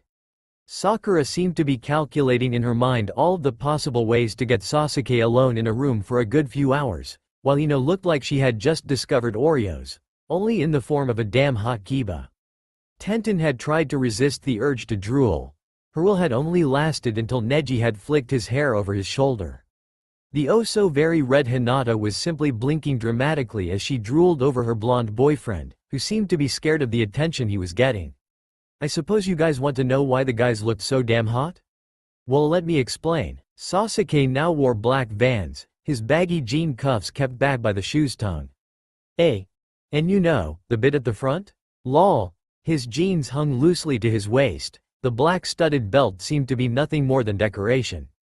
An extremely tight black muscled tee defined his muscular torso, the almost non-existent sleeves ended where his defined biceps started. A blue line ran from his neckline, across his broad shoulders and stopped at the edge of each sleeve. His hair was left the same, though it was ruffled slightly so his bangs partially hid his onyx eyes. A simple silver chain hung around his neck, while on each wrist he wore a plain black sweatband. His hands were thrust deep within his jeans pocket, and the scowl that was evident on his pale features only fueled the unadulterated hotness. Kiba shuffled his feet, getting used to the black Converse he was now wearing. His tight black jeans matched his footwear, two long chains hung from his gray belt that looked silver in his back pocket. He wore a smart black shirt, the sleeves rolled up to his elbows with a silver tie giving him a more educated look. The tie hung loosely from his neck, the top two buttons of his shirt undone, showing a small silver chain. His hair had been semi-tamed, it now spiked smartly, spiking slightly to the front, with the hair on the sides of his head combed flat but also combed slightly forward. Like combed towards his face a bit? It sounds weird but looks cool lol. On his left wrist he wore a thick white sweatband, simple yet it completed the look. Neji had a scowl on his face. The girls had tied him down and done the unthinkable to his hair. They had put it up. No, not in his usual loose and low ponytail. His hair was now in a ponytail similar to that of Ino, though his was slightly lower. They had even dared to cut some of his hair. He now had long bangs that hung loosely to the sides of his handsome face, reaching his chest. Oh, he was so going to get them back for this someday. Someday he would have his sweet revenge on those evil kunoichi. He had slip-on black and red checkered Vans, partially concealed by the hem of his loose jeans that were being held up by a red belt. He wore a simple white sleeveless top that had red decoration running down each side. A plain black necklace hung from his neck with a circular pendant decorated with the yin-yang symbol. A simple white sweatband adorned his left wrist, completing his look. Naruto wore black Converse with orange laces that were tied in his own style. And you do not tie Converse laces as you would normal shoes, it's just wrong, k? His black jeans were held up by a dark orange belt. A thick chain hung over his left leg, matching the buckle of his belt. He wore a plain white vest top that was tight, revealing his well-formed torso, a low V-neck added to the drool factor. Atop of that he wore an open black shirt, with the sleeves rolled up similar to Kiba. A black leather wristband and a black surfer-style necklace helped to complete the outfit that he had been forced into. And hey, anybody know the name of those necklaces? They're hot, lol. Even Shikamaru, as the manager, had been forced to change his style. The girls had forced the lazy shinobi into simple suit pants and smart shoes. An untucked dark green shirt gave off the lazy vibe, his shirt sleeves rolled up to his elbows only added to that. His hair was kept the same, except for two bangs that now hung to the side of his cheeks, courtesy of Ino of course. The look seemed to oddly suit him, no matter how much he moaned about it. Well, I must say you girls did a very good job. The girls nodded dumbly in agreement, not being able to stem the flow of drool dripping from their open mouths. The guys shuffled on the stage nervously. Did they have to stare like that? It was plain creepy. Go get changed, we don't want you guys dirtying your clothes before the show now, do we? Without a moment's hesitation, the guys ran towards the small separated room, slamming the door behind them in case any of the floodwater, drool water, were to make its way to them. With the guys gone from their vision, the girls snapped out of their daze, grins plastered to their angelic faces. Sasuke. Angelic Mae. Marie. Glare. Finish that sentence and I'll slap you so silly you'll think Naruto's your pimp. Sasuke. Marie. Thought so. She had so better put those chopsticks down, right now. That's it, good girl. Now just walk away. As he watched the girl walk back into the common room, he sighed in relief. Sasuke walked towards the dinner table that was at the moment, groaning under the weight of all the food Hinata had prepared. Glancing sneakily, checking if anybody else was around, he carried on with his mission. Arriving at the bowl of his desire, his eyes widened considerably, as if he had just seen Naruto turn down ramen. There were no more tomatoes. Sasuke started to hyperventilate. How could there be no more? He had put over half the bowl onto his plates at the start of dinner. Damn it. He knew he should have taken the whole bowl. Damn that Sakura for telling him to think about others, damn it all. Tears started to form in his eyes, but he blinked them away. He wouldn't cry, he would get those tomatoes if it was the last thing he did. Sasuke put his plate in the sink and made his way to the common room. Once there, his eyes fell upon the person to take the last of his precious tomatoes. His eyes narrowed. He would have to use all of his cunning shinobi abilities to retrieve them. This was a mission of a lifetime. His prey, being in the form of our very own weapons mistress, Tenten, had decided to sit on the windowsill for a good view of the sunset. She looked at her plate, deciding what she should eat next. Hinata had defiantly outdone herself with this one. The dinner was practically a feast. She bet that even Choji would have been able to come and there would still be plenty left for others. Deciding on a delicious-looking rice ball, she nibbled happily while watching the decreasing sun. Sakura was currently watching Sasuke in amusement. She had seen him walk in the room with a determined face, just seconds after she realized that Tenten had tomatoes on her plate. The intelligent pinkette had easily put two and two together and realized that Tenten must have taken the last of the tomatoes, as it was one of the rare things that annoyed Sasuke to amazing extents. There was only a short list of annoyances. The main 6 were obvious to people who knew him well, mainly herself, Naruto and Kakashi. The list was simple. Itachi, insulting his clan, insulting his skills, Naruto and Sugar, people who eat his tomatoes and people who did not appreciate tomatoes. Naruto had learnt the last one the hard way one day when he had dropped a slice of his tomato from his sandwich. He had shrugged to himself and carried on eating. He only stopped eating when he felt killer intent and somebody glaring a hole into his head. Looking to his left, he saw Sasuke, Sharingan active. As if making his point, Sasuke looked from Naruto to the poor tomato slice on the floor, and back again. After repeating that process several times, Naruto had gulped and picked up the tomato slice and ate it, albeit hesitantly. Afterwards, Sasuke's Sharingan had stopped, and he carried on eating as though nothing had happened, leaving a bitter-tongued Naruto, amused sensei and a shocked Sakura. Sasuke now hung from the ceiling above the window, suppressing his chakra and breathing silently.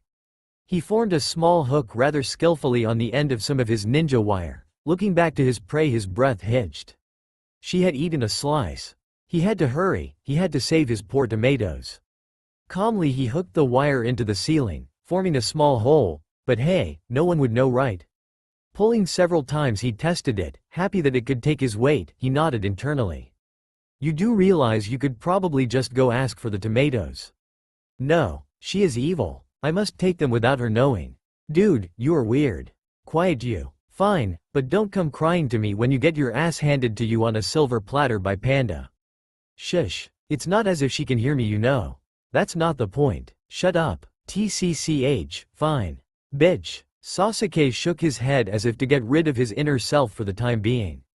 Once all was quiet in his pretty little head, he began to lower himself down the wire, upside down. Meanwhile the gang, minus one tomato-loving Uchiha and a panda that would never make it through a metal detector. The gang had finished their dinner and were now eating popcorn, as they watched the show. Naruto was bound and gagged since they weren't too sure if he could keep quiet. Sakura and Ino had already clamped their hands over their mouths in fear of them bursting out laughing. Tenten seemed to be greatly distracted by the beautiful sunset outside, thus making the dark-haired Uchiha's job all the more easy. He smirked as he lowered himself even more, reaching out a hand towards the juicy prize. And that sounds so very wrong, muhaha. Sasuke gulped. What are you doing? Sasuke's brain was on overdrive. What the hell was he meant to say? He looked up, well down, since he's upside down. Onyx met Hazel as he looked into the eyes of Tenten. Practicing. Tenten raised an eyebrow at the Uchiha. Practicing what exactly? Sasuke cursed inwardly. Why couldn't she be stupid like Naruto? He would have just nodded and got distracted by something shiny a mere 2 seconds later. Practicing my stealth. Sasuke was feeling lightheaded. He had been upside down too long. You're not doing a very good job. Just as Tenten said her sentence, she popped a slice of tomato into her open mouth. Sasuke's eyes widened. He looked down at her plate and chalked on his own saliva. She had eaten them all of his precious tomatoes. With that, he passed out, both from mental stress and all of the blood that had rushed to his head while he had been upside down. The roar of laughter could be heard across the fire country, but also explicit cursing coming from a certain weapons mistress, whom the Uchiha had landed on. A week had passed, though to the guys it felt like a month. They had been so busy that every day as soon as their heads hit something comfy they were out cold, no matter where they were. "Do you guys ever listen?" said. Guys cringed at the loudness of Setsuko's voice. They had heard it several times, yet it still affected them the same way as it had when they first heard it. "I don't get what we're doing wrong." Poor Naruto was sweating profusely, much like his three friends who stood next to him panting lightly. True, they were shinobi, but even with previous training some of the tasks Setsuko had them doing was murder. Setsuko dragged her hand over her face. She had told them several times, yet they still didn't seem to get the point. It looked like she would have to get the girls in. They were more likely to listen to them. At least, those girls were more likely to be able to scare them into doing something. "Take 5, I'm going to get the girls." With that said, she left, just in time to see the 14 slump to the floor, glaring at a comfortably dozing Shikamaru. "Why is she going to get the girls? We already know all the dances." Shikamaru sighed, knowing he would be the one to answer the blonde's question even if he was sleeping. "I think you'll find that Setsuko wants you to have more oomph, as she may put it." It was Kiba's turn to speak, though it may not have been intelligent, it was what was on everyone's mind. Whether they would admit to it or not was a different matter. "Huh?" Shikamaru couldn't help but sigh, yet again. "Troublesome? Basically you guys need more stage presence, you need to give the fans something." Wow, he really does sound like a manager. Oh. With that mystery solved, they returned to the mystery van, dragging along a hungry Scooby and Shaggy. "Sasuke. This isn't Scooby-Doo." "Marie. Huh? It's not?" "Neji.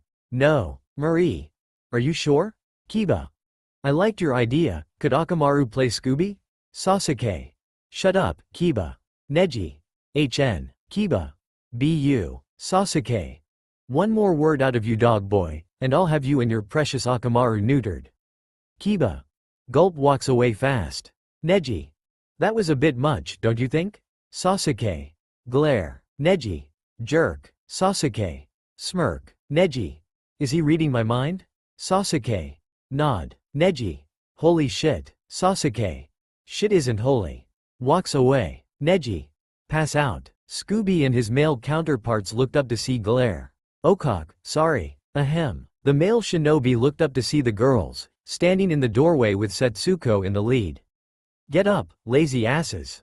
Many mumbles and curses later, all the guys were standing, albeit slouched, ready for what was about to come. "I've explained our situation to the girls, and they are here to help you losers get it right." K-anime's sweat drop. Does she have to insult us all the time? Ino and Sakura were grinning manically, while Tenten and Hinata stood behind them. Hinata with a blush and Tenten with a look that told you that she had something better to do. "What exactly is it that they are going to be helping us with?" Naruto shrunk back behind his friends as the woman snapped at him. You've been daydreaming for the past 2 minutes." "Crap, no I wasn't, thank you very much. I was simply figuring out the best way to explain to you what exactly it is that I want the girls to teach you." She sighed internally as Naruto seemed to believe her story, though the others looked at her sarcastically. "Stupid smart kids. You do realize that makes absolutely no sense." "Quiet you. Fine, fine. No need to be a bitch for the rest of your life." "Why did my inner have to have my attitude too?" "Because I needed something negative to balance out my positives, since I got the brains and all." "I hate you. Love you too." "Right." Seeing as she was ready to start informing them of what exactly it was that she wanted them to do, they sat cross-legged, giving them her full attention. "Okay, girls, what attracts you to guys?" "Hey, I thought this was about us." Setsuko glared at the speaker, who shut up abruptly at her glare. Kiba shuffled uncomfortably under her gaze. When she noticed his nervousness, she rendered her job complete and continued her lesson. "As I was saying, girls, what attracts you to guys?" Setsuko sighed as the guy's sweat dropped. The infamous kunoichi of the Rookie 9 and Tenten seemed to think that she could understand them when they were all talking at the same goddamn time. Raising a hand for quiet, she used her other hand to rub her left temple, trying to keep the inevitable headache at bay. "Okay, Let's try this again. What attracts you to guys, Sakura? Ino pouted as her childhood friend got to speak first, the flashed grin from Sakura doing nothing but making her friend's mood even sourer. Sakura raised a finger to her pale chin as she contemplated on her answer, trying to choose the most important to her. Sasuke meanwhile was fighting down a blush. She was so cute when she did that. Get a grip, Sasuke. Their eyes. Sasuke raised an eyebrow. She liked his eyes? Well, he couldn't say he didn't like hers, the way you could see each and every emotion that she felt flash across her jade eyes. The way they seemed to darken when she was in battle with somebody who had just hurt or insulted her friends, and the way they seemed to brighten when he complimented her. Yes, the famous stoic Uchiha had complimented his girlfriend on a few rare occasions. True, he wasn't one to use compliments openly, he only used them when the person had truly impressed him.